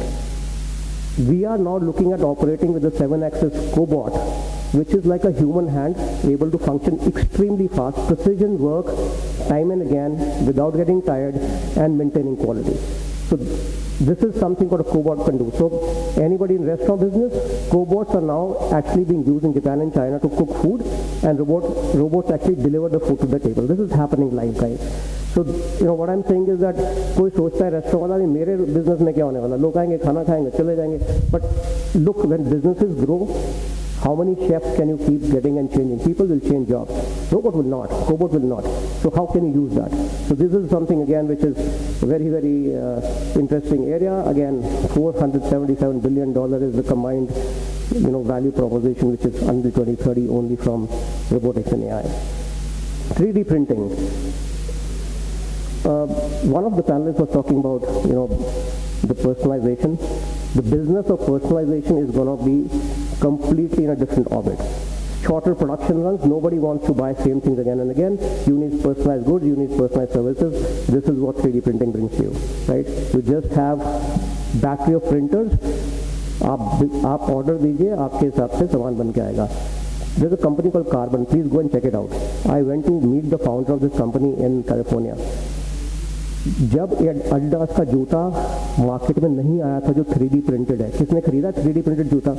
My daughter gifted me on my 50th birthday. I was, that's an aspiration for me. उनको खरीदना है. 3D printed shoe, personalized as per your exact foot size, was being printed in front of me. I was zapped. I said, "भाई ये कैसे कर सकते हो?" And it was coming out live like this, and I saw it up close and personal. And that is the day I realized this technology is going to disrupt businesses big time. Okay, there's a company called BioLife 4D. They have been able to develop bioprintable. They have used bioprintable inks to make a functional heart of a human. Okay, in Israel. Go and check it out, please. So what I'm saying is that हम जो नहीं सोच रहे हैं ना वो हो रहा है. अब हमारे पे डिपेंड करता है कि हमको उसको एक्सेप्ट करना है, दूर रखना है कि यार हमारे बिजनेस में तो कुछ होने नहीं वाला. This is the main point. There is a company called food ink. Edible inks बनाते हैं. मैंने सिंगुलैरिटी के इवेंट में खुद 3D प्रिंटेड बिस्किट खाया और मुझे फर्क नहीं पता लगा कि एक्चुअल बिस्किट और इसमें फर्क क्या है. 3D प्रिंटेड बिस्किट मेरे सामने निकला था उस 3D प्रिंटिंग मशीन में से. And I was completely stunned that how the food industry is going to get disrupted if 3D printing is like mass going into this area. So these are some exciting examples. Drones, very, very interesting technology. It's over $102 billion opportunity. Supply chain, logistics, agriculture, you name it, and drones are going to be used extensively. Defense, right? I met the chief of Army Design Bureau, and उन्होंने ना एक किताब सी बनाई हुई है, और I went and बैठा उनके साथ में, उन्होंने बोला यार ऐसा है कि ड्रोन में कुछ करके बताओ। तो ऐसा तो क्या करना समझ में नहीं आ रहा, अभी तो सोच रहे हैं, देख रहे हैं। तो उन्होंने अपने इनके साथ में कोई सेक्रेटरी था, उसको बोला भाई इनको ड्रोन के एप्लीकेशन ज़रा समझाओ, आर्मी में कितने आने वाले हैं। I was shocked, they need swarm drone, तो छोटे छोटे होते हैं। दे सेड यार पता है तुम्हें कितना बड़ा बॉर्डर है यहाँ पे, अब फौज ना हाथी और कैमल और उस पे फुट पे जाके नहीं देख सकते हमने बॉर्डर को।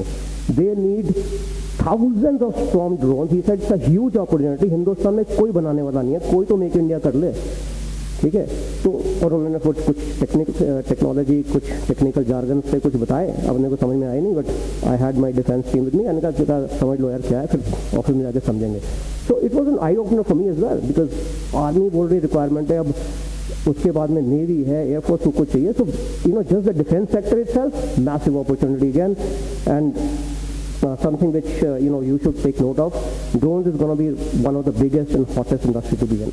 Like blockchain, $227 billion opportunity by 2029. Again, applications I don't need to repeat. It's going to be used in a lot of areas.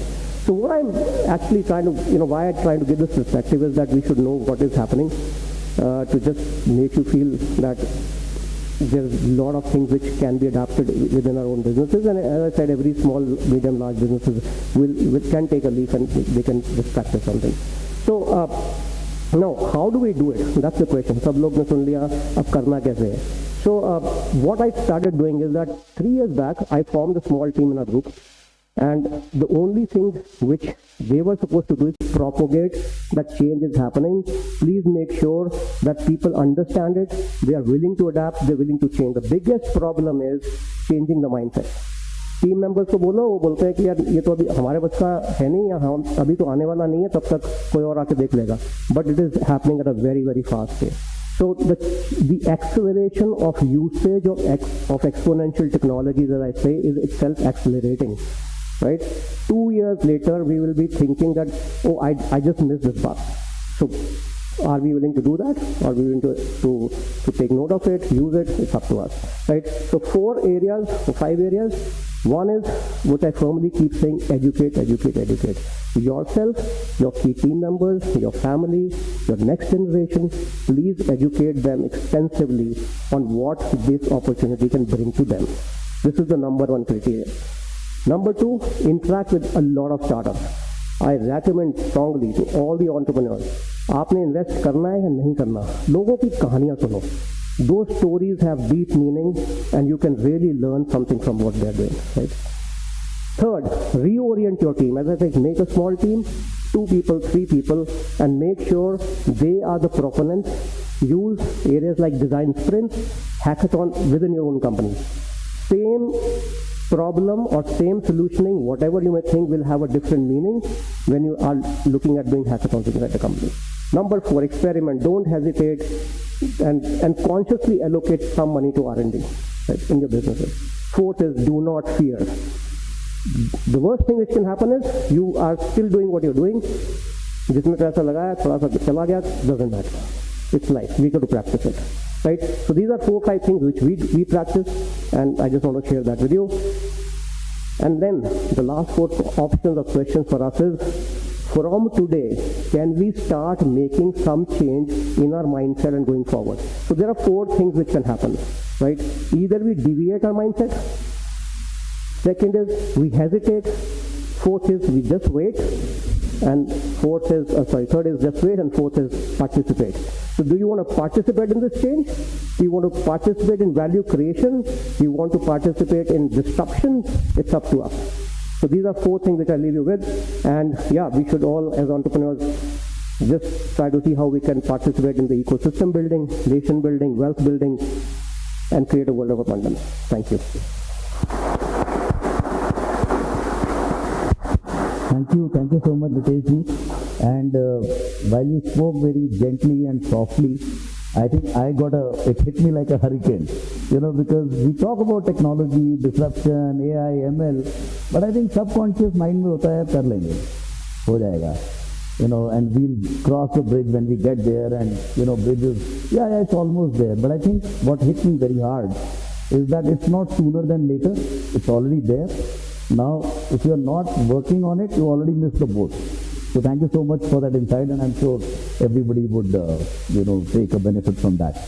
Now, any business plan we make, any strategy we make, I think there's one very crucial component, which is called getting your media strategy right. So we have among us Mr. Rajiv Bakshi, who will take us, now to, having a very, very appropriate media strategy.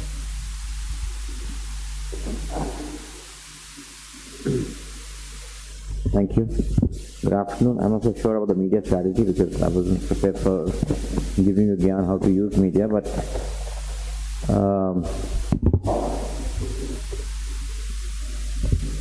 I spent about 22 years in the media sector, and I must qualify that by media, हमारा सबका दिमाग news पे जाता है. I've been in the entertainment part. So media entertainment, and entertainment is the bigger part. So I come from the entertainment side, not from the news side. Most of my career I've spent with a channel called Discovery. I launched the Discovery network in India.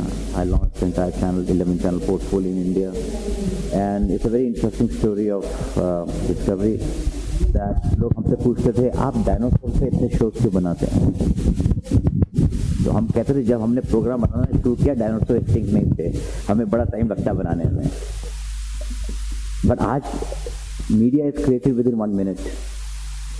By the time we finish this, there'll be reels, there'll be posts, there'll be comments, there'll be engagement. That is not the world where we started media with. So I'll just try to kind of compress the journey over the last 22 years that I've witnessed in media.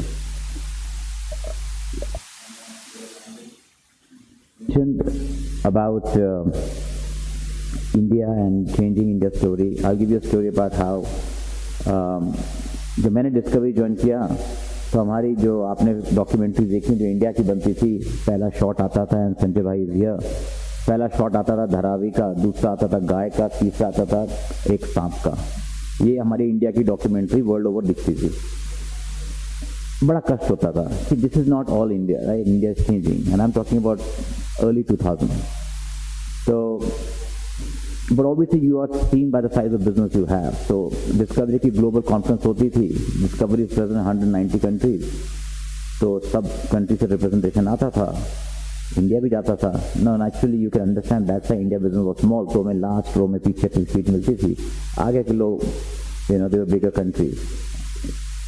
So Discovery decided that we will launch something called the lifestyle portfolio. That documentary हमने काफी कर लिया. Let's do something in the lifestyle space. And they said which country wants to live in lifestyle. Now obviously lifestyle Hindustan में उस समय fashion कहा जाता था. Fashion is lifestyle. तो पीछे से हमारे हाथ खड़े हुए लास्ट रो पे, तो किसने कहा कौन है ये? Stand up. They said, we said we are from India. They said, India? You want to launch a lifestyle channel? You understand lifestyle in India? We said, sir, we're trying to, but why don't you come to India and maybe we'll understand better with you. So उन्होंने कहा okay fine, since they've raised their hand first, we'll come to India first. So Discovery में एक चीज बड़ी famous है, उसे कहते हैं world tour. The entire general council, सारे मैनेजिंग डायरेक्टर्स, 20-25 लोग एक प्लेन में बैठे थे, प्राइवेट प्लेन में पर था, and they would all fly to various part of the world. India आए वो. Now obviously we realized कि making a presentation to them 20 slides 30 slides would not cut it. तो हमने क्या किया, एक मिनी बस हायर करी. तो गुड़गांव में हमारा मिलेनियम सिटी स्टार्ट हुई थी उस जमाने में. हमने बस करी, उन्होंने कहा चलिए मॉल चलते हैं. We went to the mall and they saw इतने लोग. Then we said let's go to the golf course. You play golf also? ऐसे ही है. तो golf course गए. उसके बाद हमने कहा चलिए अब टूर पे चलते हैं. कहाँ? हमने कहा जामा मस्जिद. ये कहाँ है? हमने कहा बिठाते हैं मेट्रो में आपको. उनको मैं मेट्रो बैठा, ये मेट्रो ठीक है. शटल में बैठे, वहाँ गए. उसके बाद हमने उनको रिक्शे में बिठाया और रिक्शे में पूरा सैर कराया. हाँ, हर रिक्शे में 2 गोरे बैठे हैं, आराम से घूम रहे हैं. फाइनली हमने उनको वहाँ कॉटेज एम्पोरियो मेट्रो से उतारा और इंपीरियल लेके गए, तो उनको लगा भाई ठीक है अब खाना मिलेगा और थोड़ा सांस पी लेंगे. At the hotel is where they decided that India is the place to launch a lifestyle channel. They said we've never seen anything more interesting than this in our life. यहाँ youth है, यहाँ consumption है, यहाँ variety है, diversity है, colour है, sports है, luxury है, यहाँ क्या नहीं है. And they could not believe the contrast they'd seen in about 8 hours. From a rickshaw to Imperial Hotel. They had no idea it exists like that. उनकी इमेज में वही था, गाय सड़क पे ब्लॉक कर रही है, तो वो कहते थे आते हुए एयरपोर्ट जा रहे हैं, मैंने एक भी फोटो नहीं ली गाय की सड़क पे, please can you get it done for me. This is their high achievement. We wanted to change that, and as Indians we felt that it was our responsibility. Then India launched TLC, which was called Travel Living Channel, the first lifestyle channel in 2004. And then England, London office said, we want to launch a channel exactly on the same roadmap as yours. And that was the journey of how India actually, in media space, got noticed in the world of discovery. बहुत बड़े number discuss हुए हैं, 6 trillion, 9 trillion, 10 trillion. Indian media industry, entertainment industry, इसी room में मैं 3-4 conference करता हूँ. It's favourite room. Every year we come together with CI and do a conference to reach $100 billion by 2030. We are halfway there. We're certainly going to cross that much faster than that. And the reason we're going to cross that is not because what we were, but what happened to us, which is digital. किसी को पता नहीं था जब हमने start किया था journey की डिजिटल चीज आ जाएगी और इतनी फास्ट ग्रो कर जाएगी. तो आप सब एक just to give you context of television, and you'll understand because it's very important that you all understand. I was talking to somebody earlier that all of you should understand, all of you who are the visionaries, pioneers, promoters, managing directors and senior executives to understand media. Because media is an expensive thing to build your brand. If you do not understand it, one, you will not use it, and second, you will not draw the right value for it. So for you to leverage media, it's very important all of you to understand media क्या चीज़ है. Now all of us, of course, just like we believe we understand cricket, politics, running the country and all of that. Media में हम सबको लगता है बड़ा आसान है, हम सब कर सकते हैं. But let me give you the journey of media in a very brief 2-minute discussion. India में रफली 300 मिलियन हाउस होल्ड हैं. हाउस होल्ड मतलब जिसमें लोग रहते हैं, हमारी पॉपुलेशन को डिवाइड करती है, 300 मिलियन हाउस होल्ड हैं. 200 मिलियन में टीवी जाता है. आज भी 100 मिलियन लोग हैं, आप मानेंगे नहीं, पर उनके घर में टीवी नहीं है. हम बड़े शहरों में रहते हैं, हमें लगता है सबके घर में टीवी है, सबके घर में ऐसे मनोरंजन हो रहा है. नहीं हो रहा है. 100 मिलियन में टीवी नहीं है. बिजली है कि नहीं मुझे मालूम नहीं, पर टीवी तो नहीं है. अब एक चीज आई जो दूरदर्शन ने लॉन्च करी, गवर्नमेंट ने करी, and every time we criticise government, but government did a fantastic thing by launching called free dish. अब 50 मिलियन लोग हैं जो फ्री डिश पे टीवी देखते हैं घर पे, यानी कि मनोरंजन देखते हैं फ्री में, केबल के. कम चैनल आते हैं पर एटलीस्ट कुछ तो आता है. अब एक तरफ देखिए ये हो रहा है और दूसरी तरफ हो गया है जिसको हम कहते हैं कनेक्टेड टेलीविजन, यानी कि आप ऑन डिमांड टेलीविजन टीवी पे देखना चाहते हैं, मोबाइल पे नहीं देखना चाहते हैं. तो 50 मिलियन वो हो गए. तो एक तरफ लोअर स्ट्राटा में ये डेवलपमेंट हो रही है, तो हाईएस्ट स्ट्राटा में ये हो रही है. This is the fascinating country. ऐसी कंट्री कहीं नहीं मिलेगी. We all try to reflect कि यूएस में ये हो रहा था, इंडिया में ये होगा, यूरोप में ये हो रहा था, इंडिया में ये होगा. I can assure you from media industry ऐसा कुछ नहीं हुआ. जो वहां हुआ यहाँ नहीं हुआ. आप सब नेटफ्लिक्स कंज्यूमर लग रहे हैं शक्ल से. अभी नेटफ्लिक्स क्या है कि नेटफ्लिक्स अमेरिका में लॉन्च हुआ, तो नेटफ्लिक्स सक्सेस हुआ, एंड पीपल से Netflix will be super successful in India. I hope this is not going out, they are my friends there. अब अमेरिका में जो केबल बिल आता है आपका महीने का, दैट इज $100. नेटफ्लिक्स वो लॉन्च फॉर $10. इंडिया में केबल बिल आता है $3, नेटफ्लिक्स लॉन्च फॉर $10. वो अमीर जगह में सस्ता में लॉन्च हुआ है. ये गरीब देश में आपने 3 गुना लॉन्च कर दिया, देन यू एक्सपेक्टिंग सक्सेस, क्योंकि वहां पर ऐसे हुआ है. रिजिड हैं लोग, नहीं मानते, अभी भी समझे नहीं इंडिया को. बहुत लोग नहीं समझे. They all claim they're very wise and smart, but I can assure you they're not. And today you see what is happening to them. They are about 4 million base. I run Z5, which is an app. We have 95 million now. 95 million लोग हमारे को download करके देखते हैं, उनको 5 million देखते हैं. They have not understood India.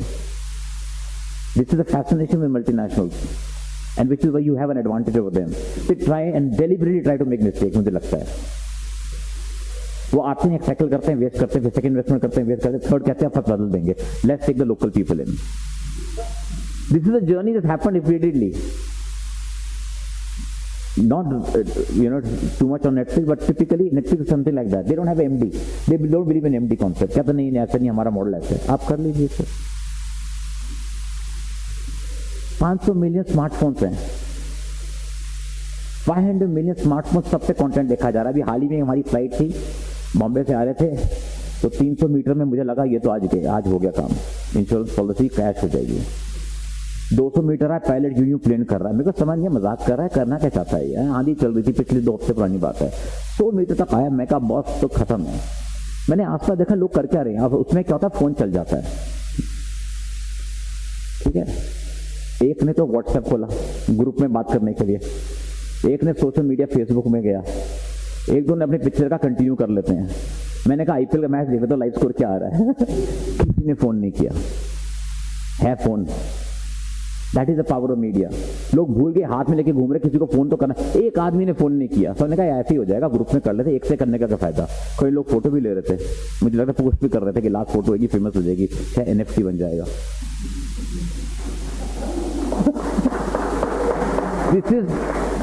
This is how the journey of media has been, कि फ्रॉम हम सांप दिखाते थे, आज हम खुद ही मीडिया बन गए हैं। All of us are individual media, we create media, we are all influencers. OTT streaming अब आप सब देख रहे हैं, 100 मिलियन पेड सब्सक्रिप्शन हो गए, लोग पैसे देके दे रहे हैं। हिंदुस्तान में कहा जाता था कि हिंदुस्तान में लोग पैसे नहीं देते कंटेंट देखने के। 100 मिलियन यानी कि 10 करोड़ लोग पैसे देके टीवी देखते हैं मोबाइल पे। ऐसा क्वेश्चन लोग देखते नहीं, आप वैल्यू दीजिए, लोग देंगे। It is up to you now. YouTube एक फ्री प्लेटफॉर्म है।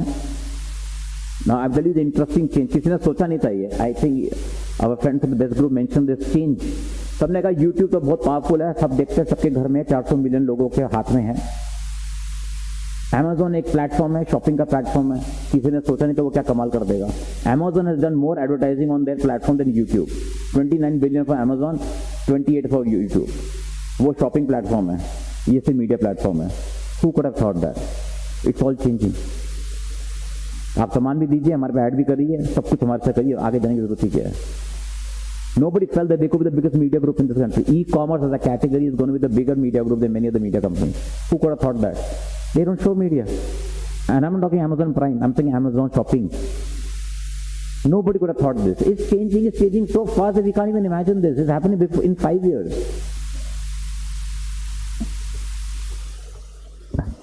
हमारा ना चैनल चलता है डिस्कवरी में, यूपी में रिसर्च करने गया, मेरे को चैलेंज किया कि डिस्कवरी चैनल की ना व्यूअरशिप बढ़ाई है। मैं यूपी में पहुंच गया, सबसे बड़ी स्टेट, मैं कहा चल लोगों से पूछते हैं क्या चक्कर, क्या डिस्कवरी देखते क्यों नहीं भाई। तो मेरा बहुत अच्छा लगता है। तो पहली रिपोर्ट तो आई कि सबको बड़ा अच्छा लगता है। हमने कहा सबको अच्छा लगता है, फिर भी कोई देखता नहीं है, तो मैं चाहे खुद जाना पड़ेगा। अब तो हम उतरे, हमको लोगों से पूछा, कहते हैं सब दिखता बड़ा अच्छा है, समझ कुछ नहीं आता। ये अंग्रेजी भाषा में समझ ना आती है, पर हमारे जो एमडी जो कहते थे भाई हम तो साउथ दिल्ली में रहते हैं, सब अंग्रेजी में देखते हैं। हिंदुस्तान वही है जो मैंने देखा। ये एक और हमारी प्रॉब्लम है मीडिया में, जो हमने देखा वो हिंदुस्तान है। हमने हिंदी में लॉन्च किया, हम तमिलनाडु में तमिल में लॉन्च किया, 800% व्यूज़ बढ़ गई रात में, एक रात में 800%। हमने कुछ नहीं किया, कोई मार्केटिंग, हमने कोई ऐसी जीनियस काम नहीं किया, सिर्फ लैंग्वेज बदल दी, अंग्रेजी से हमने कर दी तमिल, क्योंकि हमारे यहाँ सब सोचते हैं तमिलनाडु में सब अंग्रेजी बोलते हैं। ये हम सब सोच के मान के बैठ गए, ऐसा कुछ नहीं है। So media will tell you a lot of things of what is happening in the country, and that is, I think, very useful. So the strategy that you want to draw from media is for you to understand how media is changing, how consumer is changing. Media क्या है? It's a reflection of society. It's a reflection of 1.3 billion people. How they consume media, what they consume, when they consume, how. अगर आप वो समझ गए, you will not waste your marketing investment.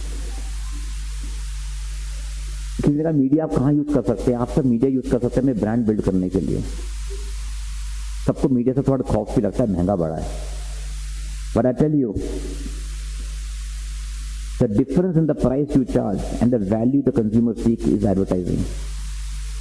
If you want a difference in the price you want and the value he is seeking, you have to spend money on media advertising and marketing and brand building. You have no choice. I'm not suggesting spend on Z where I work today. Spend wherever, but I'm saying media is the most powerful ally that you will have. If you do not understand how it's changing, if you do not know how to allocate your budget on social media, influencer, digital media, on avatars that you have to create, it's going to be tough for all of you to take your message and make a mass brand. The biggest use of media that I believe today, and I advise a lot of people, is to change India's image. Media is going to make that change, to change India's image outside, and not just by news channels, their posters, their roadshow, but in films. Our perception of America is based on the film we've seen. Our perception of Europe is about what show content. And how does that happen? Apne aap kuch nahi hota. Someone has planned this for 10, 20, 30, 40 years, right? Stirred, not chicken, with a twist. Ye sab kahan se aaya? It's all come from movies. They've taken the biggest franchise to popularize concepts. It's time that we do it ourselves. Finally, I would say that I don't know who's the king anymore. There was something called the consumer is the king. Beech mein aaya, nahi, data is the queen. Then aaya ki nahi, content is the king. Ab aaya, tech is the king. I don't know who's the king. There are many kings now. And the king will keep changing. Ye pakka hai. So you have to be agile, as my friend said here. If you're not changing every 3 to 4 years, you have to be ready to bow down to a different king. There is no one king forever, not in the media world. Whether it is as a platform, as media companies, or as the component of media which is influencing the growth. That's what I would say. Thank you again for inviting me. A very, very meaningful Sunday. I heard great panelists, great stories, and I'd love to come again and speak to you again. Thank you very much for inviting me.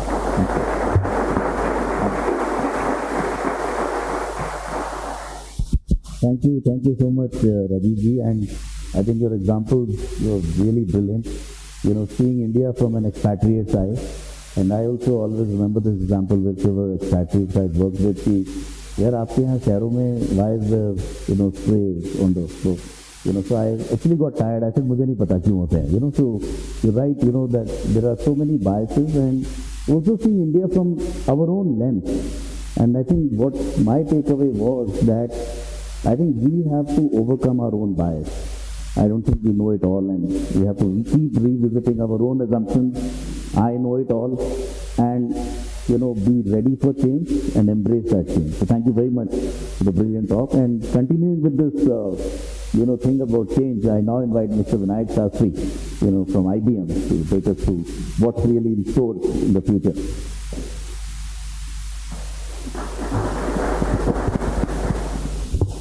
Thank you. Good afternoon, ladies and gentlemen, and my esteemed panelists, from Subhashji to Ashish to the latest on media. So I'm going to borrow something from the media, with your permission, Raji. But from our Puranas, our ancient media. I'm a storyteller. I love to tell stories. We heard a lot of stories today, so I thought I'll share one more.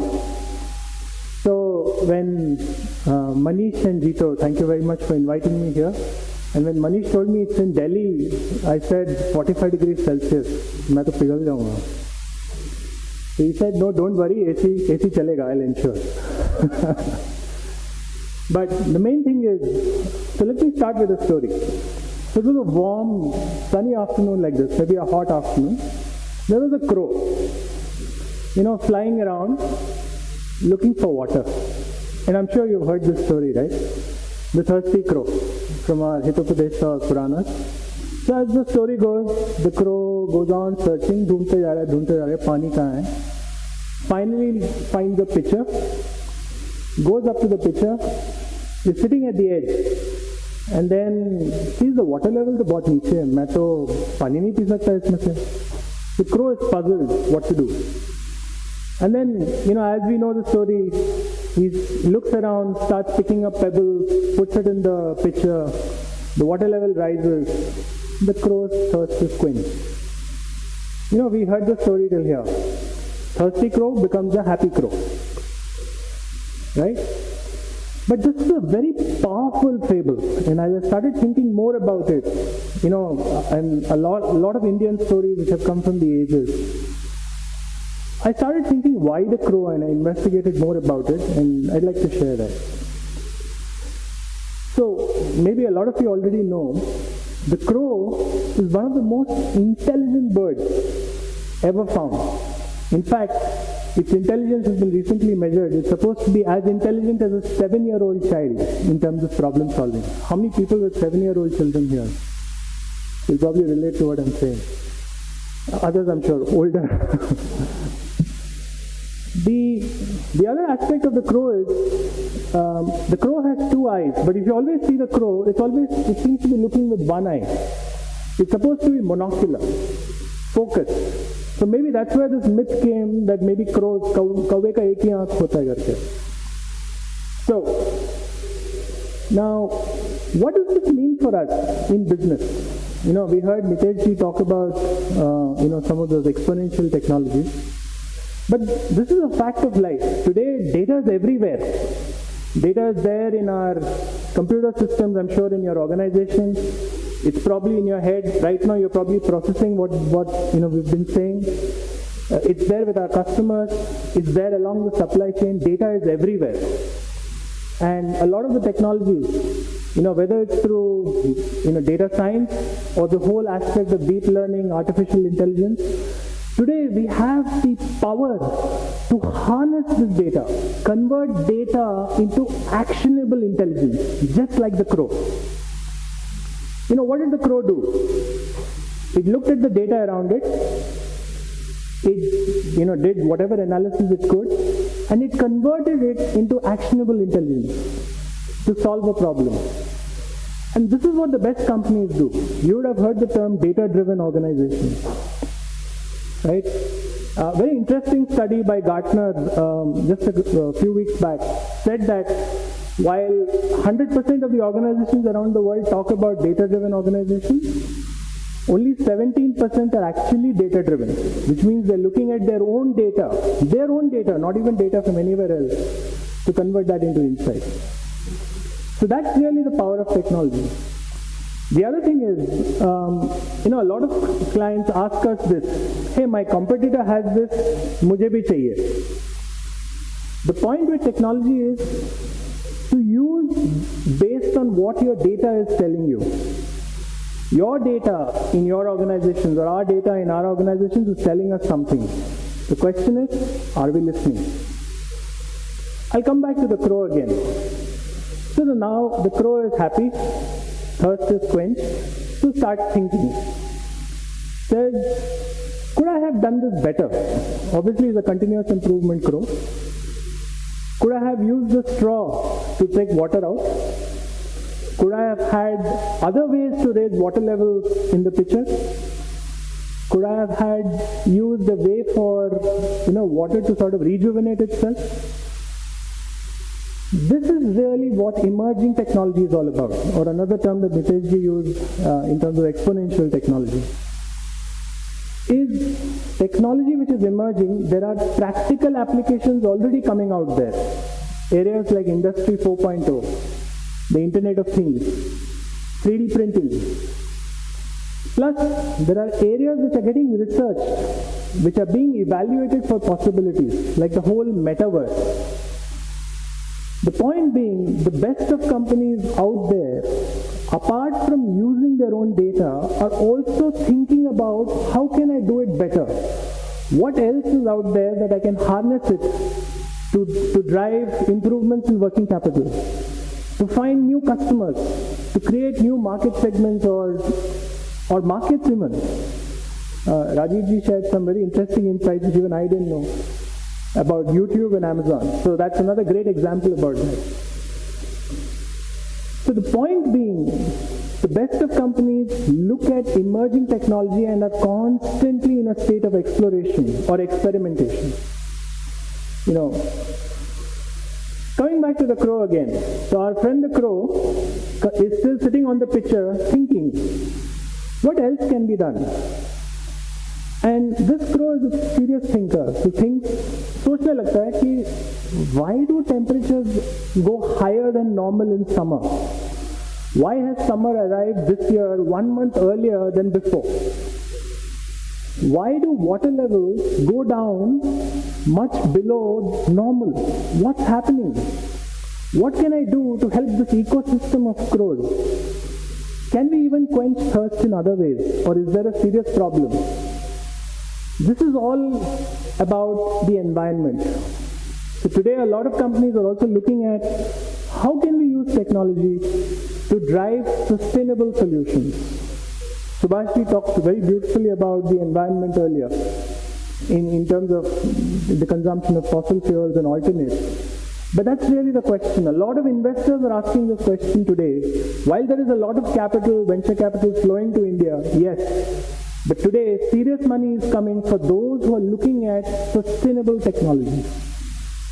Because they're saying environment is no longer a social good to be done, as part of our corporate CSR initiative. It's now coming mainstream and center. Which brings me to the last point, and I let the crow fly away, is it's all about people. Any transformation that we bring, we have to take people along. Yes, there will be people who are rigid to people who are the early adopters. There will be people who are curious to people who are indifferent. But we need to take people along. Because, we've talked a lot about driving value. It's also becoming a differentiation point for capability-driven value, not just value per se. The paradigm is changing. A lot of us, at least when I was growing up, the paradigm was learn and then earn. Today the paradigm is learn, unlearn, relearn, and continue to earn, and then learn again. So much so, a lot of people ask, "Arey, kitna padhenge yaar?" But that is unfortunately the fact of life. Because today people are curious and they want to unleash what is there within them. A lot of the panelists mentioned about Bangalore, and I see this, I'm from Bangalore. Happy to hear all the mentions, but this happens all the time. And that's where the real competitor is. A third-year student, maybe studying engineering or commerce or arts, is actually the competitor to some of the biggest companies out there. So I'd like to end by saying, and a quote from Neil Armstrong, the first man on the moon, and I've modified it a bit. So technology and emerging technology is what I say a small step for man, of business. But the impact it can create with the help of businesses is actually can make it a giant leap for mankind. That's what I'd like to end with. Thank you. Thank you so much, Vinayakji. And I thought your talk will be more about technology, but I think it was a lot about people, a lot about self-reflection, introspection. And when we were talking, and you did mention that technology in isolation of the person of who you are is meaningless. So thank you so much, and a lot of food for thought, and thank you so much for that. So we talked about business, economy, technology, media. Now let's change gears once again and talk about society, right? About giving, about empowering people. And nobody better than Dr. Sanjay Kumar, who spent a sizable amount of his career in empowering people, and especially women. Thank you, Rajiv ji, to all the panelists and the organizers. Thanks. So, when Manish called me up and said कि इस topic पे बात करनी है, तो मैंने कहा यार, I am not a businessman. I am, by chance I am into business now, not my business, but I am working with a startup called Upgrad. So, but my journey started from a very, very different sector. I was a student when I joined a women's organization called SEWA. It's called Self-Employed Women's Association. And I built SEWA in Delhi and in many other states. And throughout that journey, I learned so many things, and I came across so many hard facts of our society. And I would also, since many of our panelists shared some stories, and so I thought that I will also share one story and relate it to the business, and how as a businessman or as an enterprise or as an entrepreneur, how one should look at within business and outside business.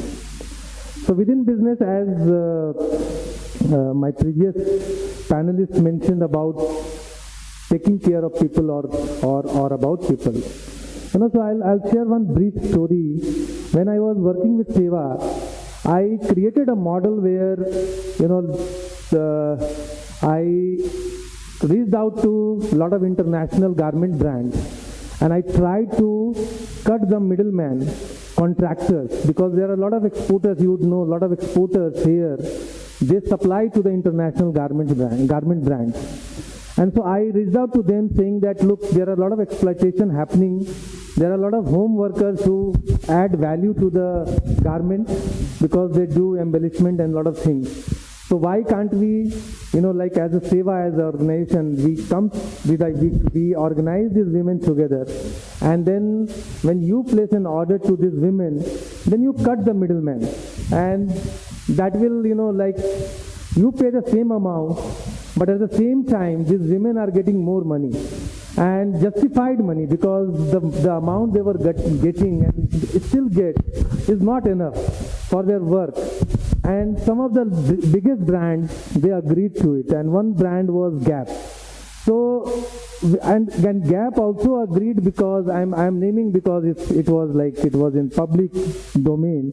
Gap also agreed, and the idea they liked, and later on many other companies, because Gap was caught in a child labor controversy. And that is why they were looking for solutions, and that solution was like very apt for them. So they asked their suppliers, they asked their factory owners to give work to these women. And so when we were dealing with these factory owners, that is when I realized that how do they perceive laborers. And just to, as a coincidence, today is a Labor Day, International Labor Day. And, so the amount women were getting for the same work was 50 times more than what they used to get through the contractors, through the middlemen. Because there are 2-3 layers of middlemen. Some of you would probably know, who runs the factories, that when it goes to the final worker, they get very little amount, because the distance the work travels, and there are a lot of people involved. So when I met, and there was some issue related to the payment, so I went to meet the owner of the factory, and his question was कि boss आप तो हमारा पूरा supply chain ही खराब कर रहे हो और लेबरर्स का दिमाग भी खराब कर रहे हो। उन्होंने बोला क्यों? वर्कर्स का दिमाग खराब कर रहे हो। उन्होंने बोला क्यों? बोला कि आप विमेन को इतना पैसा, वो तो उनका पॉकेट मनी है, आप उनका पॉकेट मनी के लिए इतना पैसा क्यों दे रहे हो? तो आई सेड, लुक बॉस, आपको शायद पता नहीं है what they are doing with that money, I need to educate you. मैंने उसको बोला कि आज सुबह ही हमने पूछा, because that was a new programme for us, so I used to inquire कि what women are doing with this money, what they are earning, and I found out कि वो अपने बच्चे के लिए मिल्क खरीदती है ना। उस लेवल पे लोगों के रिक्वायरमेंट होते हैं, और उस लेवल पे लोग अपने रिक्वायरमेंट को पूरा करते हैं when they are earning good amount of money और व्हाटएवर जस्टिफाइबल मनी। तो जब मैंने उनको ये बात बताया, he was not in agreement with me, because he was just looking at the force which was coming from Gap, and which was like at some level उनको ज़्यादा पेमेंट करना पड़ रहा था, so that he did not like it. What I am trying to say here, and what I learned over the years, that there is a huge difference between, and वो गरीबों को ऐसे देखते हैं या बहुत लोग देखते हैं, there is a huge difference between sympathy and empathy. हमारे देश में सिंपैथी की कोई कमी नहीं है, लेकिन एम्पैथी आप खोजने जाओ तो लोगों के पास you don't find it. When Delhi air is bad for everyone, तो अमीर गरीब सब एक मतलब गरीब कम डिस्टर्ब है, अमीर ज़्यादा डिस्टर्ब है। जब एजुकेशन सिस्टम हमारे देश का खराब है तो हम सिंपैथाइज करते हैं कि एजुकेशन सिस्टम हैज कोलैप्स्ड, ये हो गया, वो हो गया, सब कुछ हो गया। Similarly, about the workers who are adding value to your business, are so important to you. आज भी हम देखते हैं स्टार्टअप्स में या जहाँ भी हम देख रहे हैं बिजनेसेस में, there are not many businesses who really do take care of their employees, their people. चाहे वो HR उसके लिए डेडिकेटेड हो, कुछ भी हो, the turnover rate, and it's across the board. अगर आप गवर्नमेंट को छोड़ दें, जहाँ पे रिटेंशन इसलिए है कि वहाँ पे पेंशन है और ये वो भी अब कम हो गया है, खत्म हो गया है, otherwise the retention rate is so low, because लोग अपने विद इन बिजनेस की मैं बात कर रहा हूँ कि लोग अपने लोगों के बारे में कहते हैं कि आपकी भी ओनरशिप होनी चाहिए, लेकिन when it comes to decision making, when it comes to exploitation, when it comes to कि वो लोगों पे क्या इम्पैक्ट कर रहा है, ऐसे ही और भी एक्सपोर्टर से हमारा बहुत इंटरेक्शन होता था उस समय में जब हम काम करते थे। लोग कहते थे कि इतने लोग आते हैं हमारे पास काम करने के लिए, तो हम अगर उनको काम नहीं देंगे तो वो ये फैक्ट्री छोड़ के कोई और फैक्ट्री चले जाएंगे। बट ओवर टाइम आप करवा रहे हो तो ओवर टाइम जो लॉ ऑफ लैंड कहता है वो आप दो तो सही, उसको खुश करने की कोशिश तो करो आप। वो आपके लिए वैल्यू क्रिएट कर रहा है, तो what value you are creating in his or her life, है ना। आपके फैक्ट्री में चाइल्ड क्या कहते हैं किड्स रूम होना चाहिए, बहुत सारी चीजें होती हैं जो आपके पास होना चाहिए। And I came across many instances जहाँ पे अच्छे काम करते थे फैक्ट्री ओनर्स, और कई जगहों पे बहुत एक्सप्लॉयटेशन था। नॉट ओनली फैक्ट्री वर्कर्स, अब तो मैं पूरे मतलब अब चूंकि I am in the corporate sector, so I am able to see from an insider lens, and अब ज़्यादा इंटरेस्ट आ गया कि उसको थोड़ा और रिसर्च करें, उसको ऑब्जर्व करें। तो हम व्हाट आई सी इज कि वो एक बड़ा सेगमेंट है, बड़ा एक नज़रिया है जो बहुत मिसिंग है।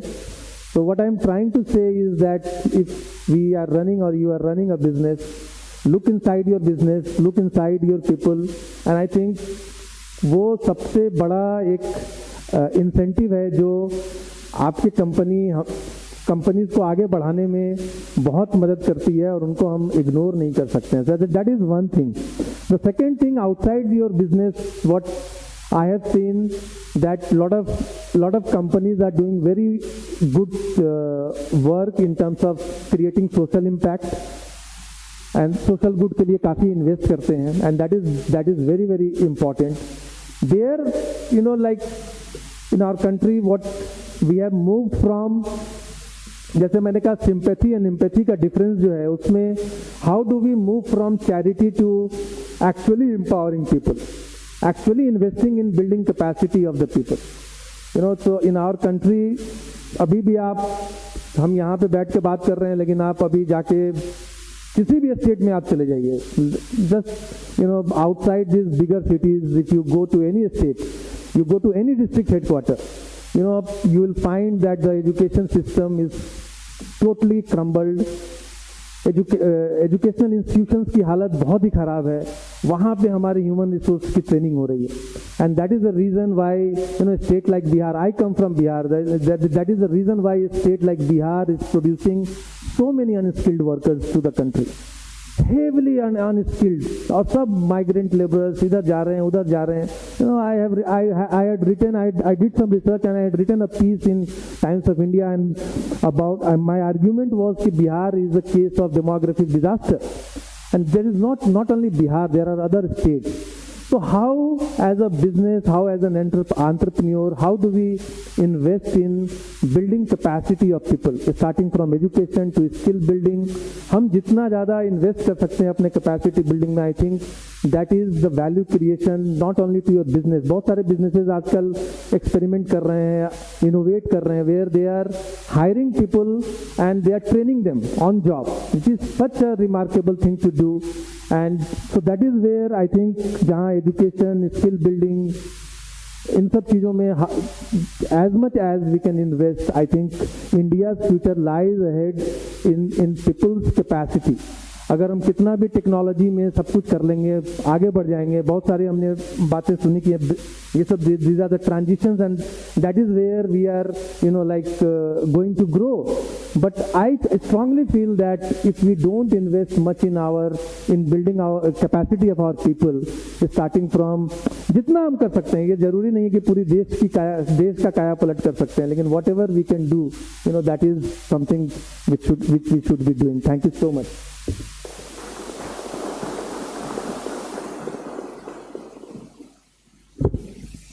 Thank you, Sanjay ji. Thank you all the speakers. I think it was really very, very insightful. And at least instead of summarizing for all the things, एक takeaway तो ये है that हमें अपनी धारणाएं तो बदलनी पड़ेंगी. And the way we are conducting our lives, I think that needs to change. And since all the people are from family business, I just want to leave you guys with one thought, that no matter what strategy you make, what execution, what people, please think about 3 conflicts that are there in any family business. First conflict is the conflict among family members. It can be father and son, it can be brothers, sisters, uncle, nephew, cousins. Okay, so think about that. Second conflict is among owners and the professional top management. You call it CEO, COO. There's always some tussle over there. But there is also a third tussle, which sometimes you may not even be so visibly aware. That's your top layer of leadership, the employees.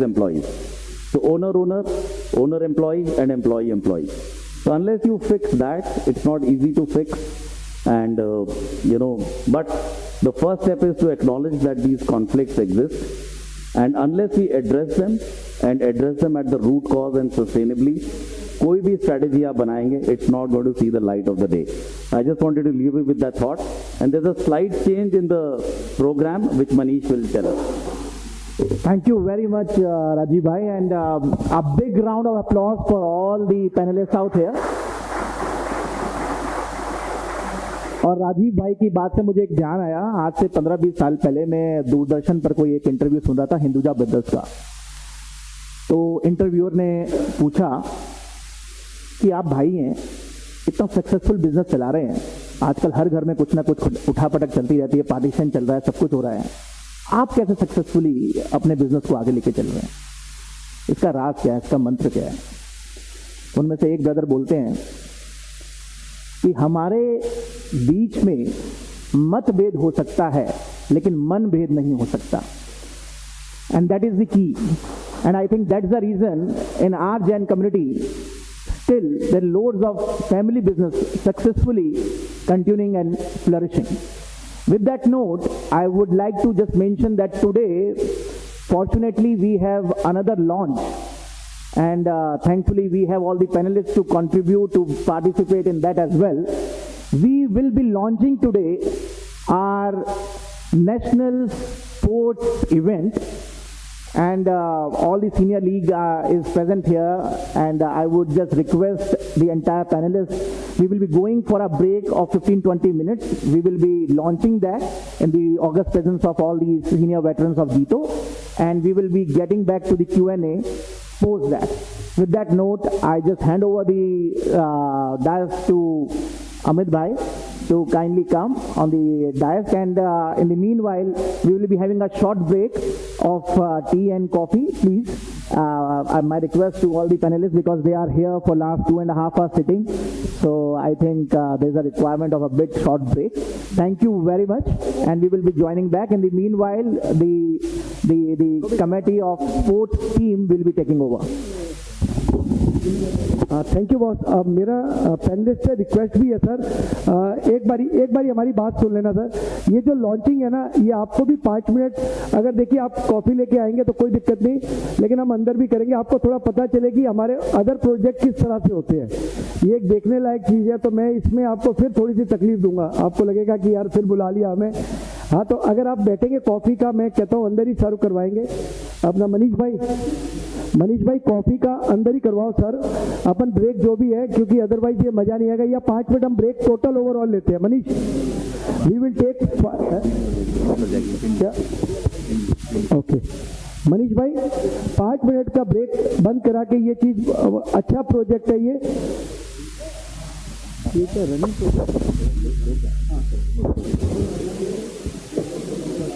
क्या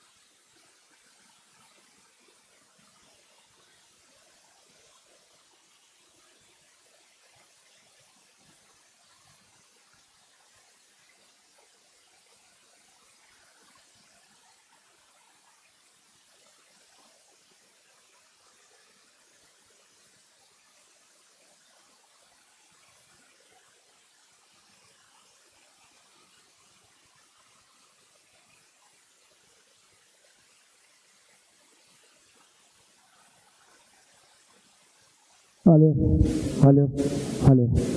May I request all the dignitaries and guests here to please come inside so that we can do the launch program.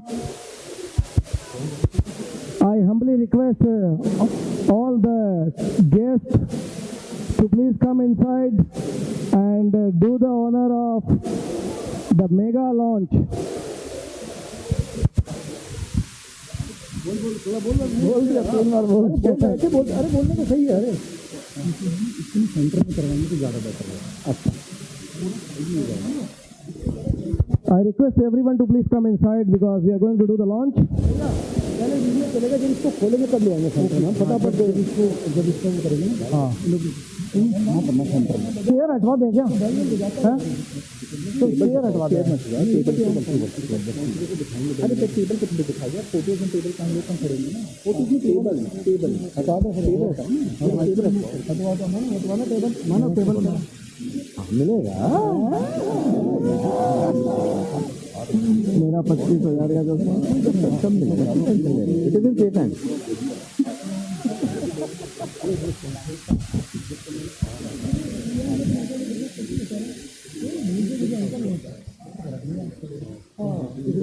छोटा बच्चा है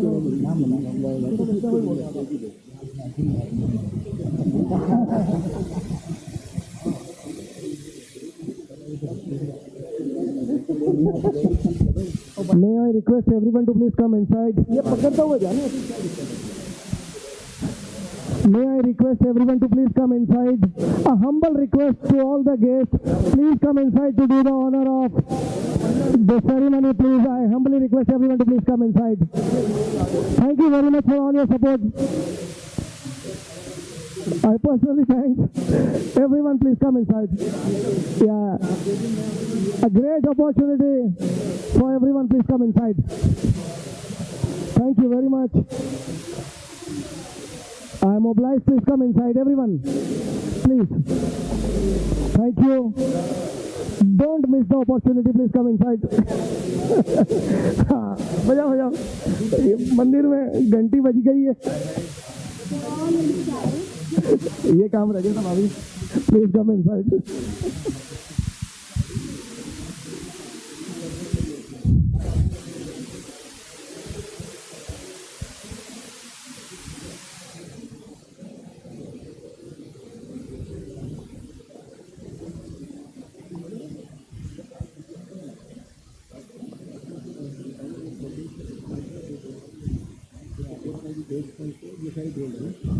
सारे dignitaries आज यहाँ एक साथ मौजूद हैं बहुत जल्द यहाँ पर एक जबरदस्त कार्यक्रम होने वाला है जिसके साक्षी बनने वाले हैं आप सभी लोग मेरी गुजारिश होगी आप सभी से कि आप प्लीज अपनी सीट बेल्ट बांध लें और इंतजार करें उन पलों का जो कुछ ही देर में यहाँ घटने वाला है मैं आप सभी से निवेदन करता हूं कि कृपया एक एक सीट जल्दी से जल्दी पकड़ लें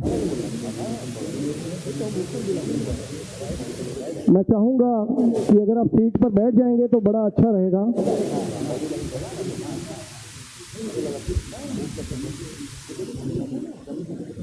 एक जबरदस्त कार्यक्रम के साक्षी बनने वाले हैं आप कुछ ही देर में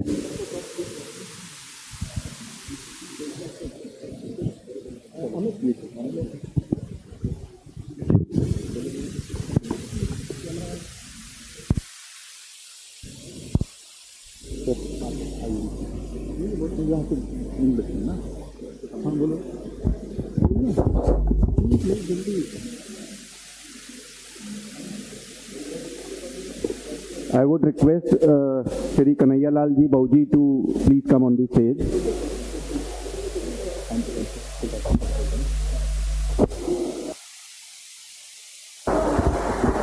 Hello. I would request everybody who is standing, please. किसने बुला रहा है भाई ये देखिए जो स्पॉन्सर्स है ये जो हमारा नेशनल गेम और JPL होने जा रहा है वो टोटल प्रोजेक्ट हमारा 4 करोड़ का टोटल एक्सपेंस है 4 CR और ये हमने टोटल 10 मिनट में, जितने लोग हैं सर, ये 10 मिनट में टोटल हमारे पास कलेक्शन आई है। इंडिया के जितने बच्चे आ रहे हैं, हमने फर्स्ट टाइम हिस्ट्री में इनको जेपी रिसोर्ट 7 स्टार होटल में इनको स्टे कराया। हमने कहा हमारे मेंबर्स के लिए क्या था, इधर प्रिंट प्रेस एग्जीबिशन है, हमने कहा हमारे मेंबर दूसरे होटल में ठहर जाएंगे, लेकिन बच्चों को हम सबसे बेस्ट फैसिलिटी देना चाहते हैं, लेकिन without sponsor this is never possible. हम कन्हैयालाल अंकल के पास गए, 1 सेकंड में बिना पूछे हेमंत भाई ने यस किया, कहता पैसा कितना भी हो बेस्ट से बेस्ट करिए। तो पहले जो हमारे दूसरे स्पॉन्सर है ई-पैक ग्रुप से, इनके आज हमारे बेटे हमारे इनके बीच में, तो इससे बड़ी हमारे लिए अचीवमेंट नहीं। आज ये बच्चे लोग भी कभी मना नहीं करते, और 1 मिनट में ही इज आवर सेकंड स्पॉन्सर।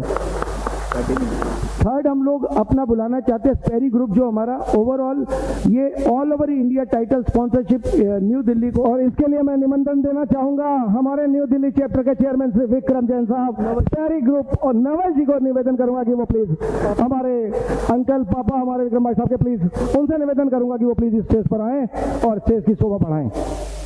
इसके बाद देखिए कोई प्रोग्राम का एंड जब तक नहीं होता, इसके बाद हमने गोल्ड स्पॉन्सरशिप खोली और 3 मिनट में गोल्ड स्पॉन्सरशिप भी हमारी टोटल पैक हो गई। गोल्ड स्पॉन्सर में हम एक श्री प्रदीप जी कंट्री, प्रदीप भाई, अच्छा next Shri Vinay ji MLM group,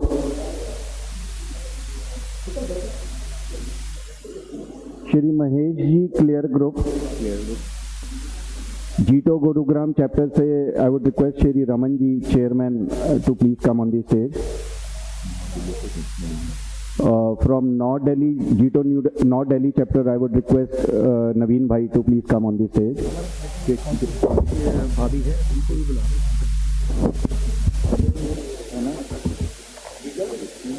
I would request Shri Jetmal ji from Akasa Finance Group to please come on the stage. And I would request Shri PC Jain ji from Faridabad chapter to please come on the stage.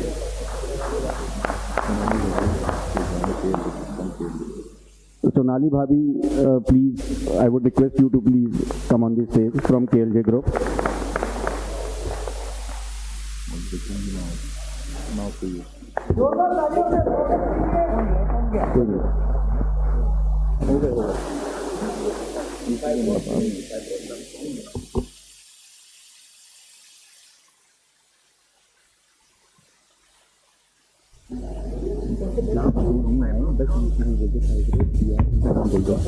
देखिए हमारे बीच में कई sponsor आज आए नहीं। Fibrous हमारा एक बहुत बड़ा ग्रुप है जो केबल इंडस्ट्रीज का है। DR प्लास्टिक्स हमारे बीच में नहीं है, प्रदीप जी निकल गए। सेफ एक्सप्रेस जिन लोगों ने ये सब वो स्पॉन्सर रहे हैं। मैं एक बारी जोरदार सबके लिए ताली चाहता हूँ।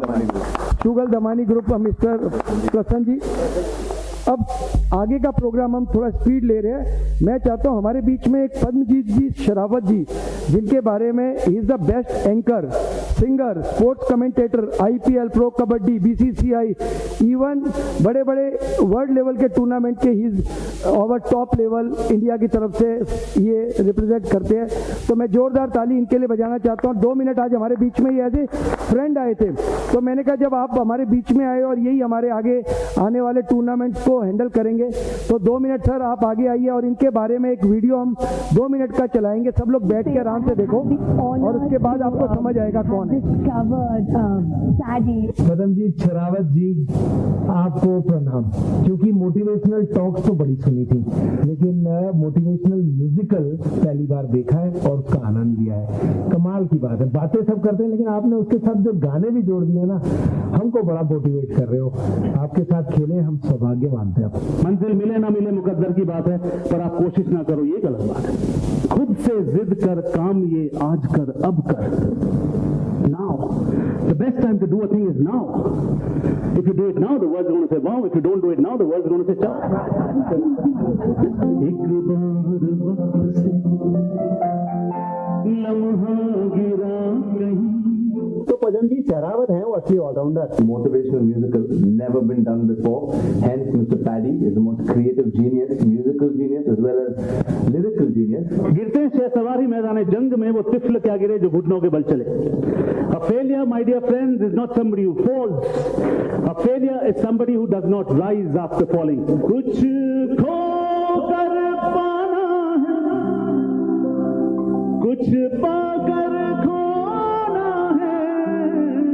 सारा हिंदुस्तान, सारी दुनिया इसको सुनेगा। डैडी एक मल्टी टैलेंटेड पर्सनालिटी है, जो स्क्रीन पर जो एनर्जी लेके आते हैं वो काबिल तारीफ है। He just doesn't inspire people with the work that he's done earlier as a sports person, now as a sports commentator, but also inspires you through his wit and humor. I have never been photogenic because whenever the photographer has said cheese, मैं देखता हूँ कहाँ है। Last month I lost some weight. I found it again in the refrigerator. So Padam is a true all-rounder. He sings so well. He composes a song so well. He's a great commentator. He's a great entertainer, great anchor, great host. I would say, people say, that you're a jack of all trades, master, but I think he's a jack of all trades and master of all. Padam Diksharavat, my friend, what a brilliant idea. जा जरा आजाद कर खुद को अपने जाल से, दे बदल हर शाम अपनी फोन को किताब से। हम होंगे कामयाब, हम होंगे। Very nice. Music that so sang was amazing. I think for us it was once a lifetime experience. These kind of events and these kind of speakers and singers, they are rare to find. Not just in India, I think internationally. What do you say? We touched each and every emotion, which was like a totally different experience for me. And me being an aspirational motivational speaker, I loved it. आज हमारे बीच यहाँ मौजूद है सराव साहब, और जोरदार तालियों के साथ स्वागत करें इनका।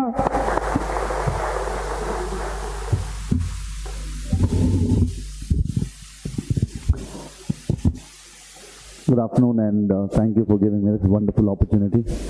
मैं जब बैठा था आज, तो क्योंकि आर्टिस्ट का दिमाग है और चलता रहता है, तो one thing I always associate JITO with is they are the givers.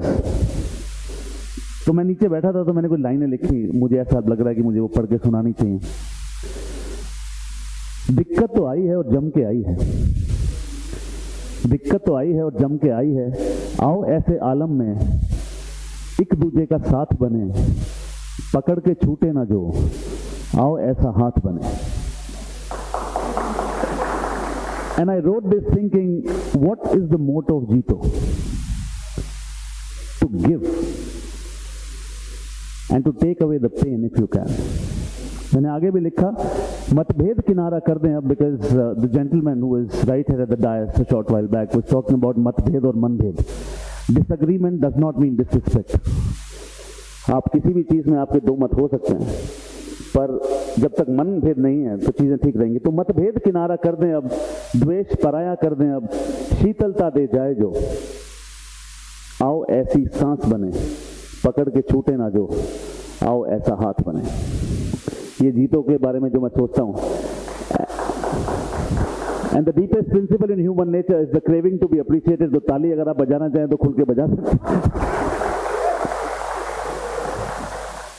It's a very auspicious day today because मेरा ये मानना है कि if ever there's a binding force in life, it is sport. Sport builds character. Sport gives hope where once there was only despair. खेल शरीर तोड़ता भी है, खेल रिश्ते जोड़ता भी है, खेल पसीने में नहलाता भी है, खेल मन बहलाता भी है। तो खेलना बहुत जरूरी है। And I'm so happy that the JITO family is trying to give all the kids in the community, अब जो भी टैलेंट होगा वो छिपेगा नहीं, वो अब छपेगा। तो ये देखकर मुझे अच्छा लगा। और तालियां एक बार फिर देखिए, आपके एक हाथ का दूसरे हाथ से एक नाता है, ताली बजाने में क्या जाता है।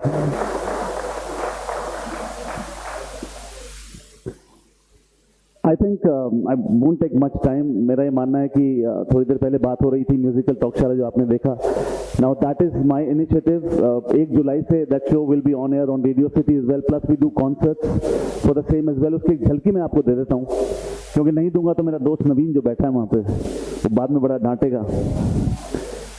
और मुझे मित्रता यहाँ पर खींच के लाई है। मेरा ऐसा मानना है कि जिंदगी में इत्र, मित्र, चित्र और चरित्र,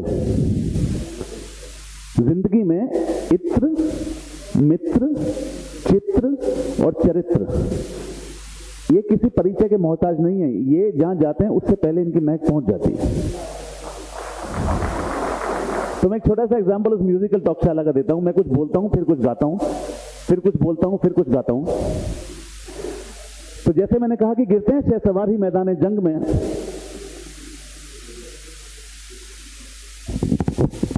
Okay, I've been asked to use this mic and it has a lot of bass actually, very good.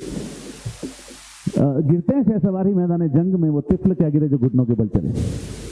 A failure, my dear friends, is not somebody who falls. A failure is somebody who does not rise after falling. If you look around and see, there has never been a person who's never failed. The biggest innovators, athletes, icons across history, and all these gentlemen that you see on the stage, have they tasted success always? No. Show me a man who says he's never failed. I will show you a man who has never put in effort. मंजिल मिले ना मिले मुकद्दर की बात है, आप कोशिश ना करो ये गलत बात है। Some failure in life is inevitable. It's impossible to live life without having failed at something unless you live so cautiously that you might not have lived at all, in which case you fail by default. Amitabh Bachchan was rejected by All India Radio. And the reason that they gave was, आपकी आवाज अच्छी नहीं है, बच्चन से आपकी आवाज अच्छी नहीं है। But the big thing was, thank God he was rejected because he went to Mumbai and we got the Amitabh Bachchan, क्योंकि वो रेडियो जॉकी बन के रह जाते शायद हमें ना मिलते।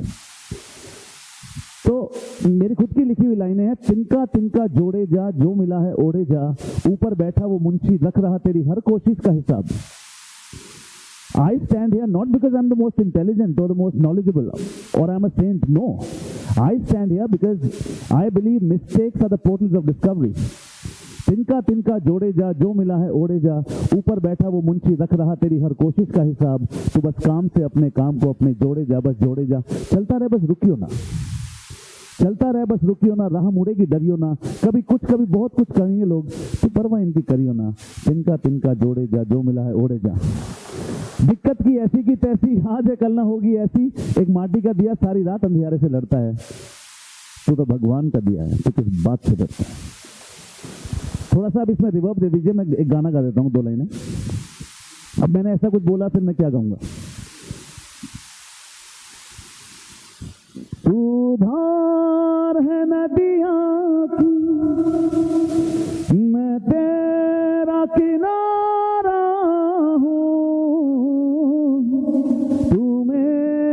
सहारा है, मैं तेरा सहारा हूँ। थोड़ी तालियां बज जाए तो मजा ही आ जाए। जीतों की है उड़ान है, इसको पंख लग जाए, एक प्यार का नगमा है। I'd like to extend a big thank to Naveen and Manav from Iris Entertainment who are bringing this event together. And before we move ahead, there's a fantastic video you need to watch. May I request, can you please play that AV for us?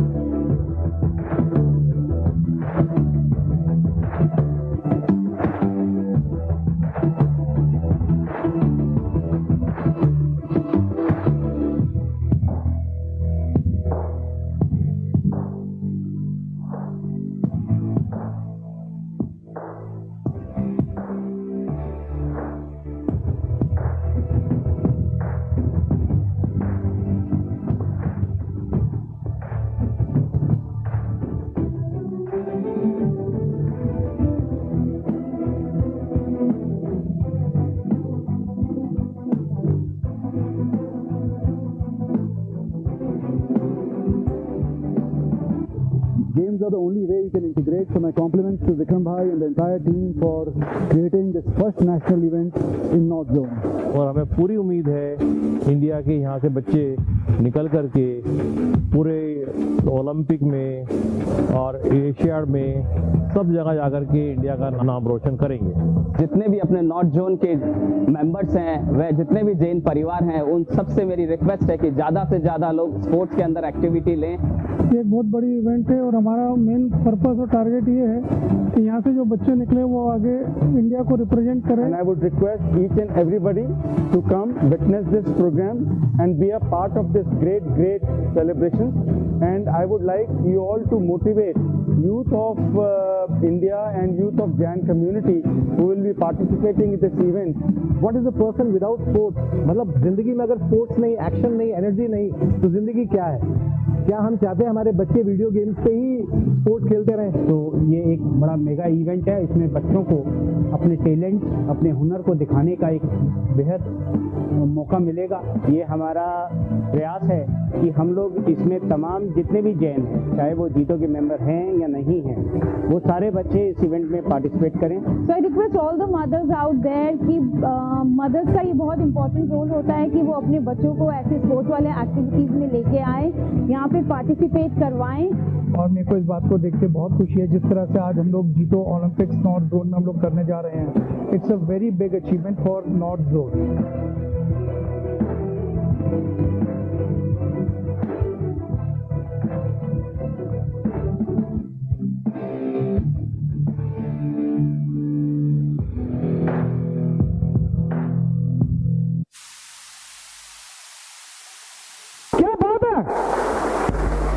भाई देखिए ये ना sample है, अभी ये trials के sample चल रहे हैं। ये अभी इवेंट हमारा 1 महीने बाद है। ये आपको स्टेडियम्स और ये चीज़ दिखा रहे हैं कि किस लेवल पे ये इवेंट होगा। मेरा इधर तो जितने लोग हैं, क्योंकि इसके पासेस मिलने वाले नहीं है बाद में, तो अपनी बुकिंग अभी से शुरू कर देना, बाद में कुछ नहीं मिलने वाला। ये बहुत बड़े लेवल का हमारी प्लानिंग है। तो आप लोगों की सबकी ब्लेसिंग से this programme will be grand successful. तो अब हमारा रिक्वेस्ट है कि हमारा जो ये इवेंट की आज हम ओपनिंग मशाल और ये अपना इवेंट की रिबन अपने जितने चीफ गेस्ट हैं उनसे रिक्वेस्ट है, हेमंत भाई और पुष्प भाई अभी हमारे बीच में है। तो पुष्प भाई बहुत कम आते हैं भाई, ये भी हिंदुस्तान के एक अलग टाइकून है। जोरदार तालियां पुष्प भाई के लिए भी, बड़ी मुश्किल से हम निकाल के लाए हैं इनको। आज संडे को बहुत कम लोग ये हाथ में आए हैं। तो सब एक बारी आगे आके हमारे 4-5 जने ये रिबन्स और ओपनिंग इसको सेंटर में ले लें। एक भाई सेंटर ले लें।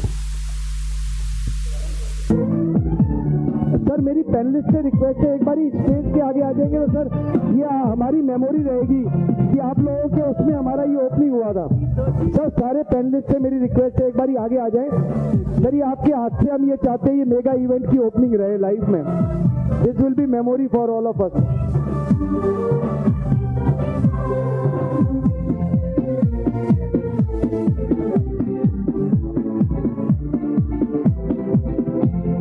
कितना प्यारा नाम है जीतो, मीठा मीठा नाम है जीतो, छोटा सा नाम है जीतो, सबसे अच्छा नाम है जीतो। सब जनों के स्नेह मिलन का, सब जनों के स्नेह मिलन का तीरथ धाम है जीतो। ओ जीतो जीतो कितना प्यारा नाम है जीतो, मीठा मीठा नाम है जीतो, छोटा सा नाम है जीतो, सबसे अच्छा नाम है जीतो।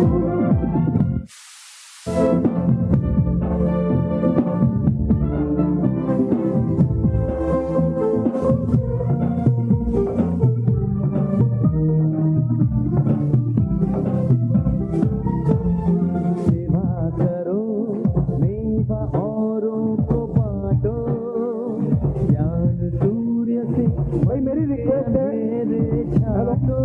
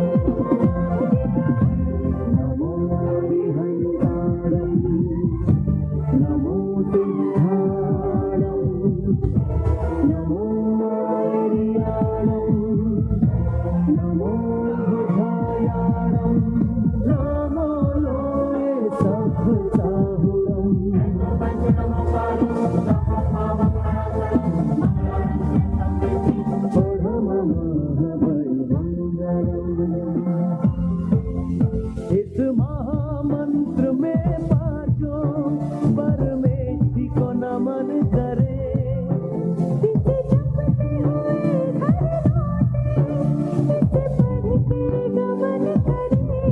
Now I would request everybody to please come down on this stage.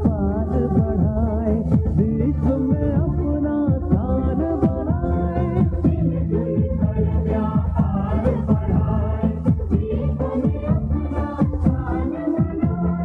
चौबीस तीर्थंकर सारे गुरुवर,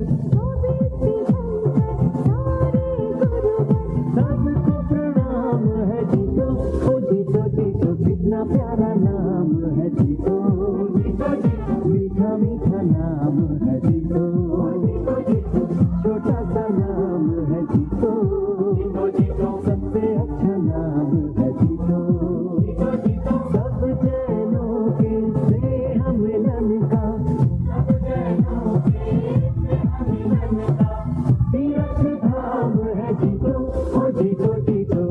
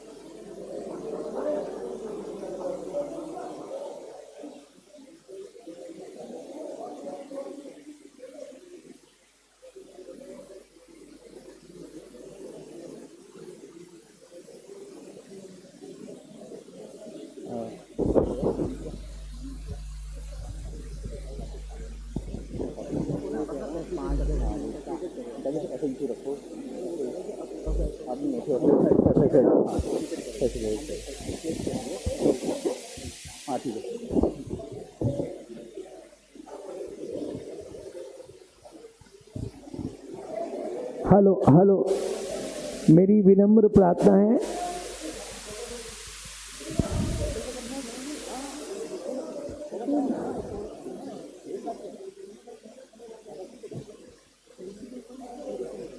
मेरी विनम्र प्रार्थना है कि एलजे बाबूजी से कि वे पधारें और आज के पैनलिस्ट सारे ऊपर आ जाएं। और सारे पैनलिस्ट, मेरी रिक्वेस्ट है सारे पैनलिस्ट सर, मेरी हाथ जोड़ के विनती है सर, आप अपनी सीट वापस ग्रहण करनी पड़ेगी। और ये फिर सॉरी आपको बार बार, लेकिन ये थोड़ा रेस्ट था, लगातार बैठेंगे तो भी बैक पेन हो सकती है, तो हमने भी उठा दिया। हाँ जी बाबूजी, जोरदार तालियां कन्हैयालाल अंकल के लिए, जोरदार तालियां भाई। हमारे ये भी अपने आप में एक मोटिवेशनल स्पीकर है। आज देखिए 75 की एज में इतना बड़ा एम्पायर संभालते हुए और इतनी बड़ी परिवार को लेके इनके बहुत स्पीचेस आई है तरह तरह की। मोटिवेशनल स्पीकिंग में तो ही इज नंबर 1।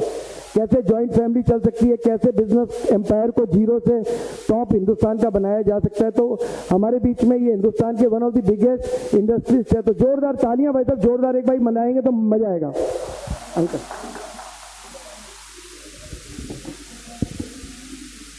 जीतो प्रमुख सभी बंधुओं जहाँ बैठ जाएं, 1 मिनट की बात है खाली।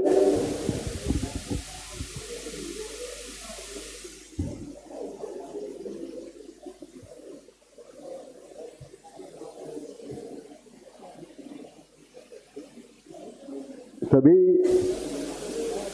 जीतो के परिवार साथियों, सादर जय जिनेंद्र। मैं जब यहाँ अंदर आया तो बड़ी सीरियस टॉक हो रही थी, इतने बढ़िया पैनलिस्ट बोल रहे थे, एक एक पैनलिस्ट सुन के मजा आ रहा था। मैं समझ नहीं पा रहा था, मुझे बुलाया गया था स्पोर्ट्स इवेंट के लिए 5 स्टार होटल के अंदर, रूम के अंदर। ये स्पोर्ट्स इवेंट कैसे बोलूँगा, क्या स्पोर्ट्स इवेंट आज यहाँ पर होगी कैसे? पर मुझे समझ में आया जितना बढ़िया इन्होंने बोला था, ये स्पोर्ट्स इवेंट भी इससे कम नहीं है। क्यों कम नहीं है? स्पोर्ट, इनकी बातें बड़ी गहरी होती हैं, गहन होती हैं। स्पोर्ट आपको इतना बढ़िया बिजनेस सिखाता है, ये बात आप समझिए कि आज एक स्पोर्ट्स है जो आपको जीतना और हारना दोनों सिखाता है। जीत को, और वहां पक्का है बिल्कुल, एक आदमी जीतेगा तो एक आदमी हारेगा। सबसे बड़ी मुसीबत हमारे व्यापारियों की ये है कि ना हम जीत सहन करते हैं तो ना हम हार सहन करते हैं। जीत में भी फेल हो जाते हैं, जीत संभलती नहीं है, और हार भी बिल्कुल संभलती नहीं है। ये सीखने के लिए आपको बढ़िया से बढ़िया स्पोर्ट्समैन बनना पड़ेगा कि आपको जीत कैसे सीखनी और हार कैसे सीखनी। इससे बढ़िया बता रहे थे कि आप स्ट्रेटेजी बनानी। स्ट्रेटेजी जितनी बढ़िया गेम में बनती है, चाहे फुटबॉल का गेम हो और चाहे शतरंज का गेम हो, स्ट्रेटेजी बनानी पड़ती है। कैसे घेरना, कैसे निकलना, कैसे अपना बचाव करना, कैसे उसको घेरना। जितनी स्ट्रेटेजी आपको गेम सिखाता है, खास करके ग्रुप गेम या चेस, इतनी हर गेम में स्ट्रेटेजी आपको व्यापार की तरह ही बनानी पड़ती है। यदि आप बढ़िया खिलाड़ी हैं, आप बढ़िया व्यापारी भी बनेंगे। व्यापारी आपको पूरी हार को जो हजम करना सिखाता है, जो स्ट्रेटेजी बनाना सिखाता है, वो खाली गेम के रूप में मत देखिए, उस स्ट्रेटेजी को अपने व्यापार में भी उसी खुशी से अप्लाई करना सीखिए, तो आपका व्यापार भी एक गेम बन जाएगा और जिंदगी का आनंद सारी उम्र हम लेते रहेंगे। व्यापार भी गेम बन जाएगा। आपको बहुत बहुत, मुझे आपने आमंत्रित किया यहाँ पर गेम को भी व्यापार बनाए और व्यापार को भी गेम बनाए, यही आपकी सीख है।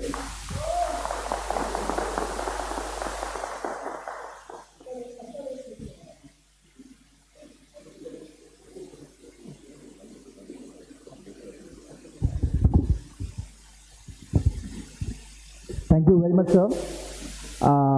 So now we will again revive our program. So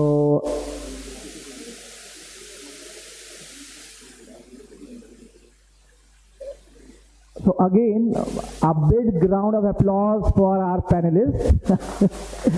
And I think to start it further, would like to facilitate each and every panelist out here. And first of all, I would like Kanhaiya Lal uncle to kindly come on the stage and facilitate the keynote speaker of the day, Mr. Subhas Garg ji.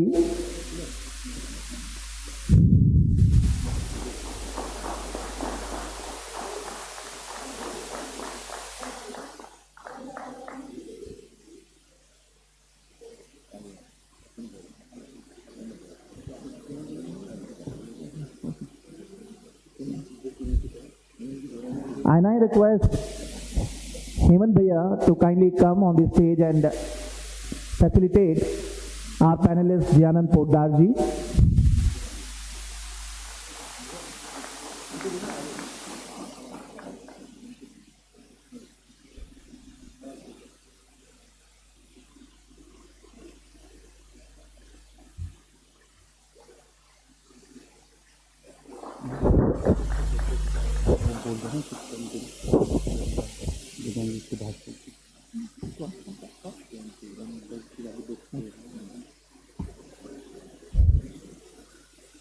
So along with the memento, we are also gifting the book written by Subhas Garg ji, that is also showcased outside, Anybody who is interested and want to buy can get it personally autographed from Subhash Garg, who is personally present.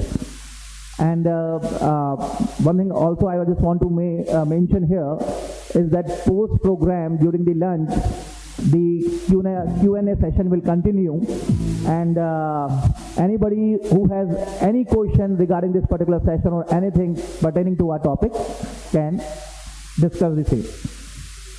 I would now request Vikram Bhaiya to kindly come on the dais and facilitate Sanjay Kumar ji.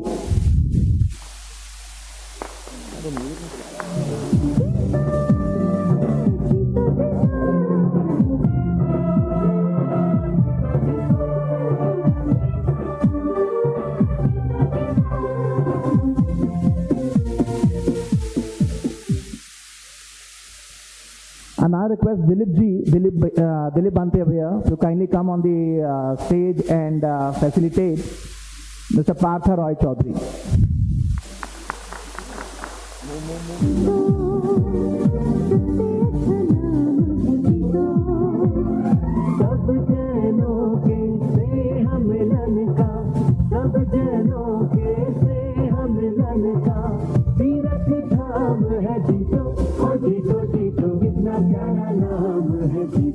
I would now request Vinay Jain ji to kindly come on the stage and facilitate Nitesh Jain ji.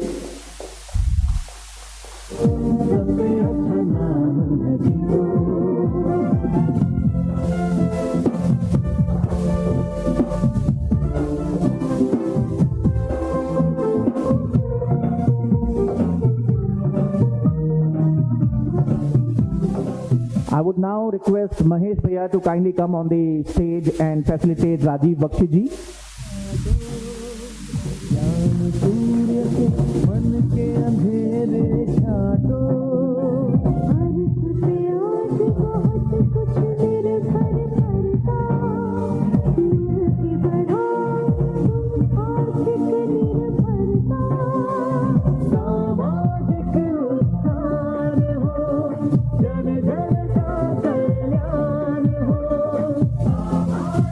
I would now request Kishore Koshak ji to kindly come on the dais and do the honors to Rajiv Gupta ji.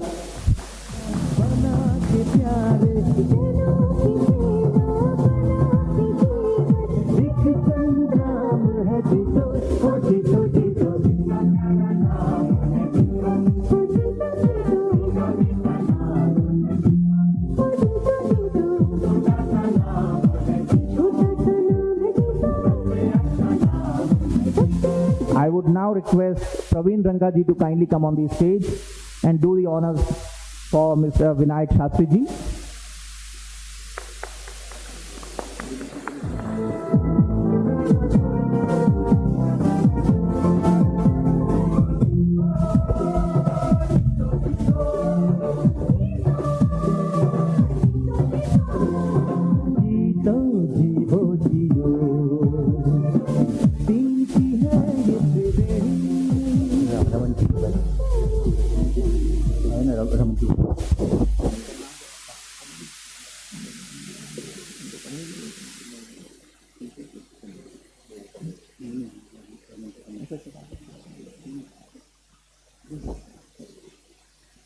And now I request Raman ji to kindly come on the stage and do the honors for Mr. Sehrawat.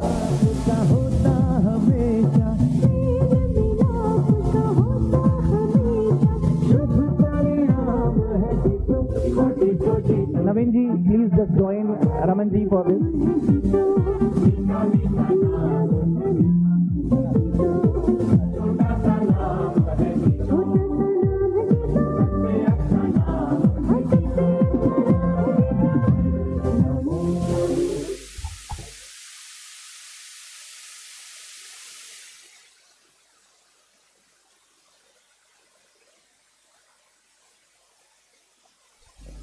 So now we, for another 10 minutes, we are opening this particular session for Q&A.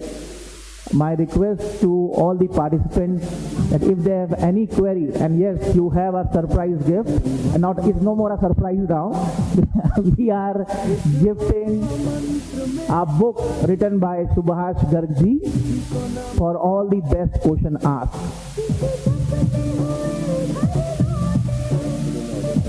Anybody in the audience have any question?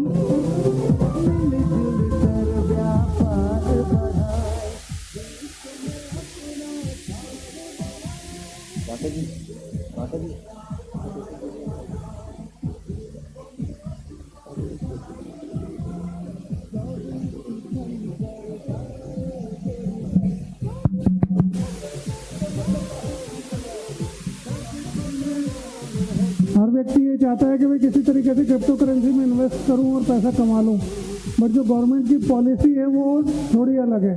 तो इस पर आपका क्या view है कि क्या crypto में लोगों को इन्वेस्ट करना चाहिए? बिकॉज कम्युनिटी एट लार्ज हम लोग इन्वेस्ट करते रहते हैं, तो काइंडली इसका गाइड करें। Thank you. I think very valid question. बहुत सारी कम्युनिटी जो है, स्पेशली दी यंगर वन, काफ़ी इसमें इंटरेस्ट ले रहे हैं, इन्वेस्ट कर रहे हैं। बट एक चीज़ देखने की है, ये जो टेक्नोलॉजी है वो तो नई है और इसमें बहुत सारा पोटेंशियल है, और अब कई सारे नए बिजनेस भी बनने लगे हैं इथेरियम के और इनके NFT की बात हुई, तो बहुत सारा पोटेंशियल है।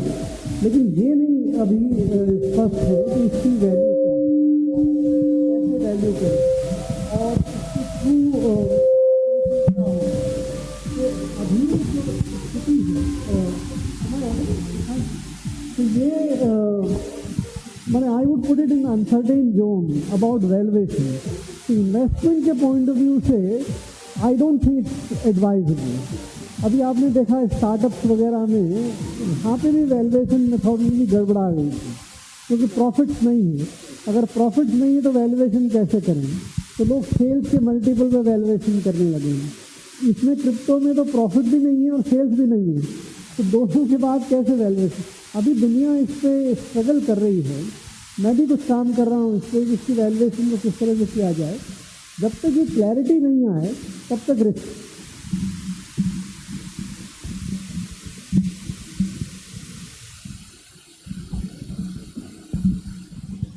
Just to take the previous question forward, आपने पूछा अबाउट इन्वेस्टमेंट। मेरा क्वेश्चन थोड़ा डिफरेंट है कि can crypto be really use as an exchange mechanism against currency? क्योंकि कोई भी करेंसी हो उसके अंडरलाइंग एक एसेट होता है, where as in crypto it's peer to peer, कोई उसमें सेंट्रल बैंक या कोई बैंक भी इन्वॉल्व नहीं है। तो could there be a possibility in future? देखिए, करेंसी या मनी का मेन पर्पज होता है टू फैसिलिटेट इंटरेक्शन और trade. So you buy or sell something, you pay that currency or money for settling that transaction or to transfer money. That's the main purpose of the currency. Currency can be a valuable thing, for example, gold or something, or currency can be a fiat which works under the government order. For example, paper currency which we use has no value of its own, but it runs, it has a value because the government or the Reserve Bank or the central bank gives a guarantee of the value thereof, right? The crypto currency, Bitcoin was started as a currency basically, right? So other things are coming up which are not pure currency. Ethereum is not a pure currency. So the way it has evolved, it has not been able to successfully do the function of currency because it doesn't have the stability of value. It might go up, go down, there is a lot of volatility. So world over, there is very small use of the cryptocurrencies as currencies currently. But there are two big uses which have come up. Number one, it is, so you must have heard the stable coins, which are also cryptocurrencies basically. But they are backed by an equivalent amount of dollar or the dollar investment. So they have an equivalence of value, right? And therefore they work in the transfer or the remittances or payments as a stable coin internationally. USDT, for example, is one of the biggest such coins, such stable coins, more than $80 billion is the value thereof. So it's working very efficiently and very much liked by people. You must have also heard that even Americans have started thinking about dollar to be made digital dollar. If digital dollar becomes available and does the same function which the stable coin does today, then the stable coins will not be perhaps required. But till that happens, the stable coins are doing a very valuable function today. The third one is what I call the in-platform use of currency. So in the platforms, the crypto platforms, for example, Ether, Ethereum, you can't do anything except in Ether, right? Whatever you want to make investment there in decentralized finance, or you want to buy for some application, or you want to create some NFT, buy and sell NFT, all those are done in the Ether, right? So that use has become also very prominent, and the central banks and others will have to recognize that if you don't allow that use to take place, then that platform cannot survive. So in my understanding, in times to come, the concept of currency or cryptocurrency would undergo a lot of change. It would have to be permitted on the crypto platforms, and the stable coins depend upon whether the sovereign currency becomes available as international digital currency. In the domestic currency or domestic payments, I don't think cryptocurrency will play a major role. It's already having it. Out there, पीछे कोई सवाल? I have a question actually. Today we are talking about sustainability. Yeah. So sustainability is coming with a very big cost right now. How does the government or the people think that it's going to replace current things with the environmental sustainable? Because आज की date में plastic या किसी भी और चीज़ पे बहुत pressure आ रहा है कि चेंज करो या सिंगल यूज को ख़त्म करो, बट जो उसकी रिप्लेसमेंट कॉस्ट है वो इतनी ज़्यादा हाई है. How is that going to affect the economy or the future of sustainability? तो जो आप कॉस्ट कह रहे हैं, what you are calling as a cost, what we call is virtually a socialization of the cost of the business. So when you produce, let us say, power, and you emit carbon, you emit NOx, right? Or you use plastic, but you throw away the plastic, which creates a problem by accumulating in drains and elsewhere. But that cost of which is not borne by the business is borne by somebody else, that society, and that is why it's called socializing the cost. Now you can't clean up unless you pass on that cost to the business, so to say, and make the total cost of producing a goods and service, including the cost of what you have socialized or what has gone into the social norm. And therefore, in times to come, we need to make businesses which are comparable on total cost basis. Just to give an example of power again, if you produce power by using coal and you have to install equipment to see that NOx and SOx are not transmitted, or the carbon is not allowed to be given there, and the carbon capturing cost is included, then that's the total cost of producing thermal power. Now you compare it with the cost of producing, let us say, solar power or wind power. Now if solar or wind power is cheaper than producing the thermal power in this way, the society would be a beneficiary. I also thought you will find this interesting in the book. We tax the positive values. All of you are businessmen, you pay VAT or GST, and whatever value you add in the business, you pay GST on that. But we don't pay any tax on the negative value we create by passing the carbon or the pollutants to the society.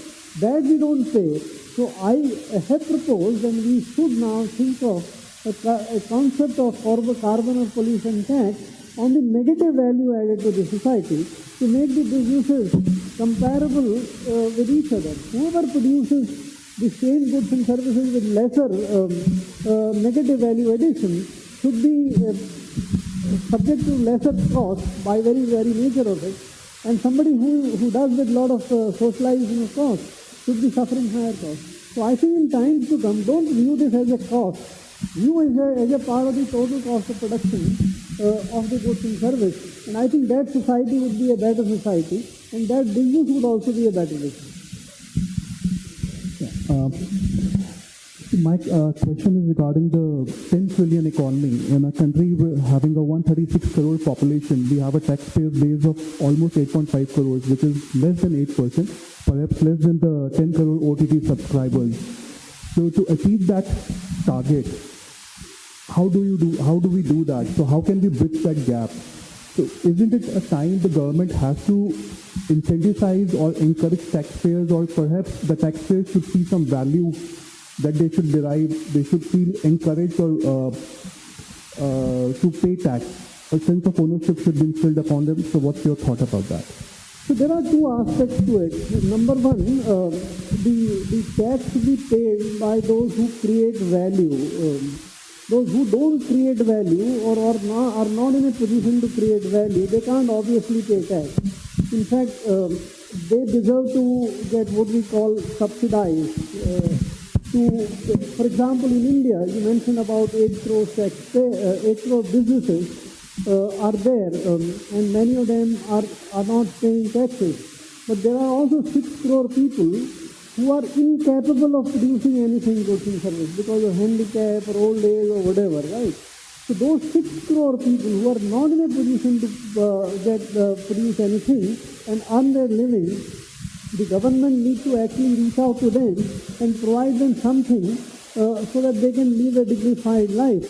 We call this function a redistribution function, that you collect from those who are capable and redistribute to those who are incapable. The freebie culture is more problematic when you try to give someone who can earn and yet he is getting some benefit. That is where, so I think that segment need not be provided by anyone. And as far as the tax payment is concerned, expanding the tax base is concerned, again I think we will need to look at that kind of situation where of the 8 crore people, and you add another 8 to 9 crore farmers, so put together there are about 17 crore producer in the country, right? Many of them may not actually be earning more than what they require for themselves. For example, farmers typically earn about 20,000 or 5,000 rupees per hectare as their net income. And even if they take 2 crop or something, so 50,000 rupees if you earn from 1 hectare, and average holding is 2 hectares in the country maximum. So 1 lakh rupees you earn, 1 lakh rupees is not sufficient for that family to live. You can't expect them to be taxed. But there are bigger farmers who may be owning 100 hectares or something like that. They must be taxed. Likewise in the businesses, the small businesses, the khomchawalas and the street vendors possibly are not earning that much, But what I think can happen now is that with digitalization making it possible for every small business to be very conveniently registered. If we ask him to report his tax or turnover and all, and not subject him to tax, because if his income level is or turnover is of certain level, perhaps a more appropriate and well-designed taxation system can bring everyone into whoever is in a position to pay tax. But what perhaps you were also referring to is those who avoid tax, the tax evasion and the corruption that is involved. There is no justification for them to allow. Now you have seen the GST reforms which have been done in last 1 year or so. A lot of people were claiming further credits, input credits and all. They have been caught. That has no justification. And it's the government's duty to see that no such people who are earning income or making value addition escape tax. So I think a better taxation system can solve the problem. So now last 2 questions, please. First of all, I would like to take this opportunity to thank all the panelists. I think we got a lot of insights about the strategies as to value creation and what are the business opportunities in India. But I think there was a third element to it, finance. So my question is more towards that. I would request any of the panelists to take that question. Is to like generally people are busy in value creation, but they often miss the timing for unlocking the value, or what should be the strategy to unlock the value. So can you guide us some strategies as to when and what should be the appropriate strategies for unlocking the value of the business? So I can talk about with respect to real estate. Typically, people buy any asset or they acquire, either they look at some fixed income as a return and some capital appreciation.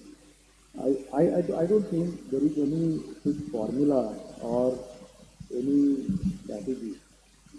What one needs to know is with what objective, you are acquiring that asset. Once you know the objective, and once the objective is met, you have all reasons to, take a call whether you want to liquidate partly or fully, or you still want to continue the asset. That's what is my personal take on that. Just to understand the question, are you talking about the timelines of the value addition, the opportunity timeline? You just sell it, you want to go to selling of it. I think that's up to you. When you have the maximum value, sell it. So I have a thought. See, every business, there's an inflection point which will come. There is no secret sauce that this is a time when you should sell. I think the most important factor is that are you tracking the changes which are happening? Are you reaching an inflection point? So then the opportunity is either sell, unlock the value, go, do an M&A, or transition into something synergical, and then keep growing the business as you want to. So that's critical as from my point of view.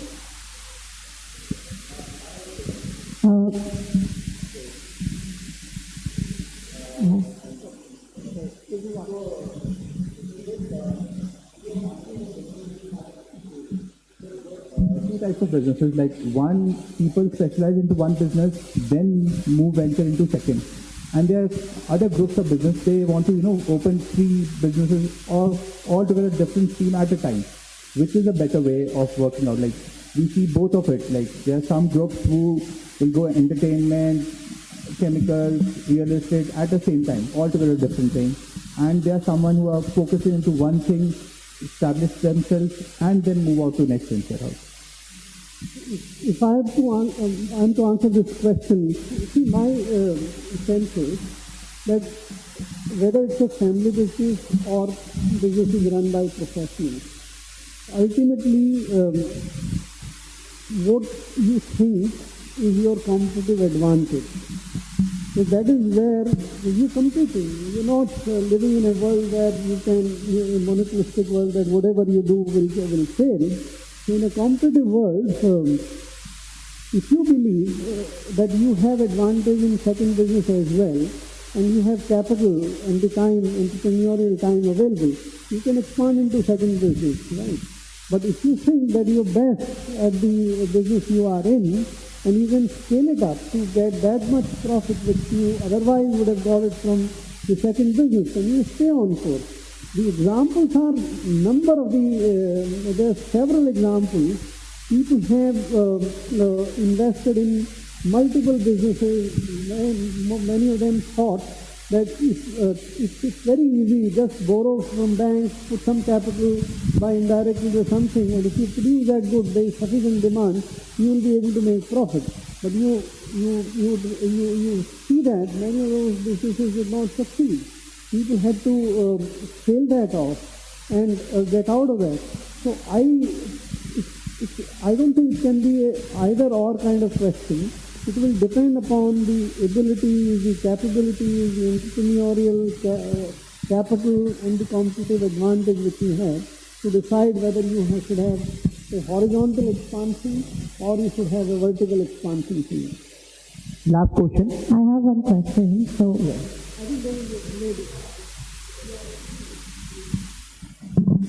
Very quickly, I think in addition to what Subhash said, it's also what your definition of core is. So I know a technology company which is building a platform for other technology providers, and they realize that banks have a similar problem. They realize insurance companies have a similar problem, and they defined that as the core and created other products for banks and insurance companies. And today they have, this is an Indian group which has about 15 products, but all mirrored on the same underlying core. So I think definition of core becomes important.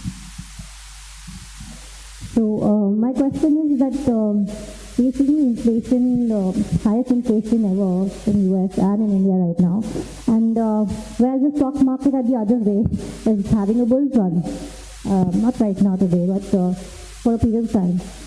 This inflation impact on the entire industry has been quite much, and especially real estate or any industry, I would say. So when are the reforms coming in, or what kind of reforms will actually stabilize it? Because this inflation is now, what we see in the books right now, it's not the real inflation. I'm assuming it's going to be more than what people write. I think you've grown in a anti-inflationary era, in fact. In fact, you noted that Americans are having the highest inflation. This inflation in America today is after 40 years.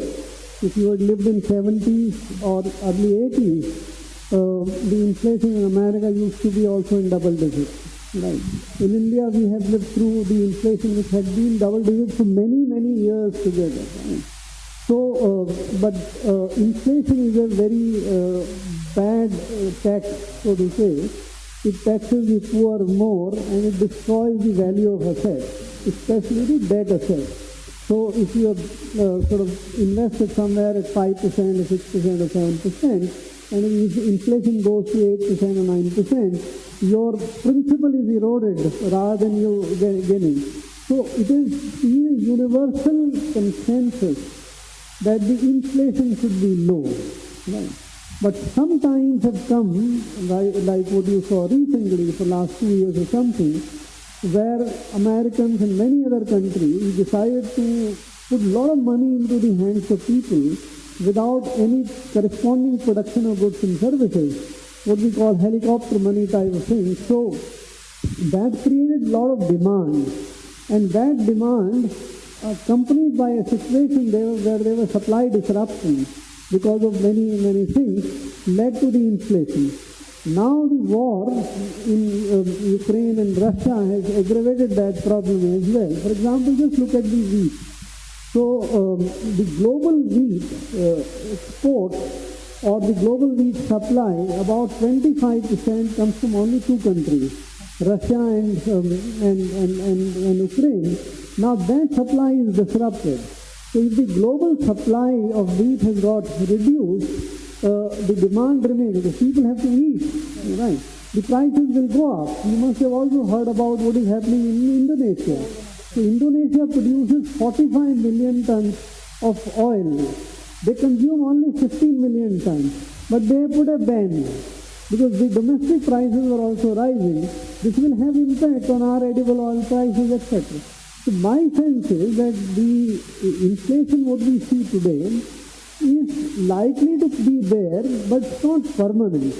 It will sort it out in times to come. If the war, whenever the war abates, the supply chain swap again started. Whenever the supply of the grants and subsidies and the helicopter money in America elsewhere subside now, they are now raising rates of interest to bring down. So I hope next 2 years we should be able to contain the global inflation. So rest of the questions. So I have a very small question. very so this is the last question of the session, and then I will request Siddharth Bhai Dukali come and give the vote of thanks. Thank you. So my question is directed towards brief question and brief answer, please. Yeah. My question is directed towards Jayanandi and also Mr. Subhash from a policy standpoint. So real estate has been an industry which has largely been unorganized, largely due to the involvement of cash, as we are all aware. At the topmost level, sir, the topmost companies tend to work in tech because probably they are in the limelight, and every now and then you hear about top level CEOs buying, apartments and plots in Delhi, Mumbai. The moment you step down just a little bit, there seems to be a significant involvement of cash. How do you scale in an industry like this? How do you grow any practice in such a scenario, sir? All right. So, see, the cash involvement is a relic of the past. We had pursued taxation policies where the tax at some point in time, 70s I talked about, there used to be 97% tax on income. Now, no businessman in his senses will do all the hard work and hand over 97% of the income to the government. And therefore, you started the cycle of the black money or the cash payments, right? Likewise, in the real estate, the sector which you talk about, if you tax the capital whenever you transfer a building or something, then you take 10% as stamp duty, and otherwise you take a lot of income tax as the capital gains. People would again tend to sort of hide that. So the excessive taxation policies, to my mind, are at the root of the prevalence of cash into the real estate sector. Then there was another reason: bank loans, etc. You take, since you were not legitimately expected to report profits, you would create circular capital transfers, etc. But I think as things are changing now, as the laws becomes more reasonable, as the advantage of taking money upfront in white, not in cash, becomes more and more apparent, the real estate industry will also change. It's already changing. Now in India we have $4 billion under REIT. So the REITs are what? You are investing in capital, in real estate, but you are investing all in white. Likewise, this is also now documented that about 90% of the first purchase of the flats in the NCR is all in white. There is no cash involved. It's in secondary or third purchase there might still be. And so I think as we become more and more reasonable, the cash in the real estate will also go over.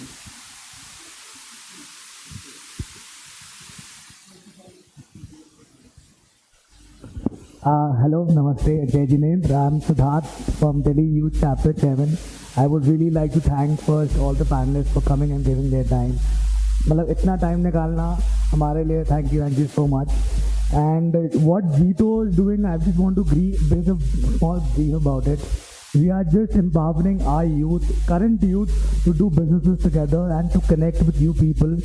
So if you have spare time to give to the people and just to talk to us sometime, अगर हम आप लोगों से connect कर सके एक 1-to-1 person level पे, तो हमारे लिए एज अ यूथ बहुत फ़ायदा रहेगा. And please, I hope that is happy to do that. Surely. So thank you so much and for coming here. Let's go for lunch. I think everybody's hungry now. Okay, please, we have one thing. We have a national anthem right now. So let's just conclude with that.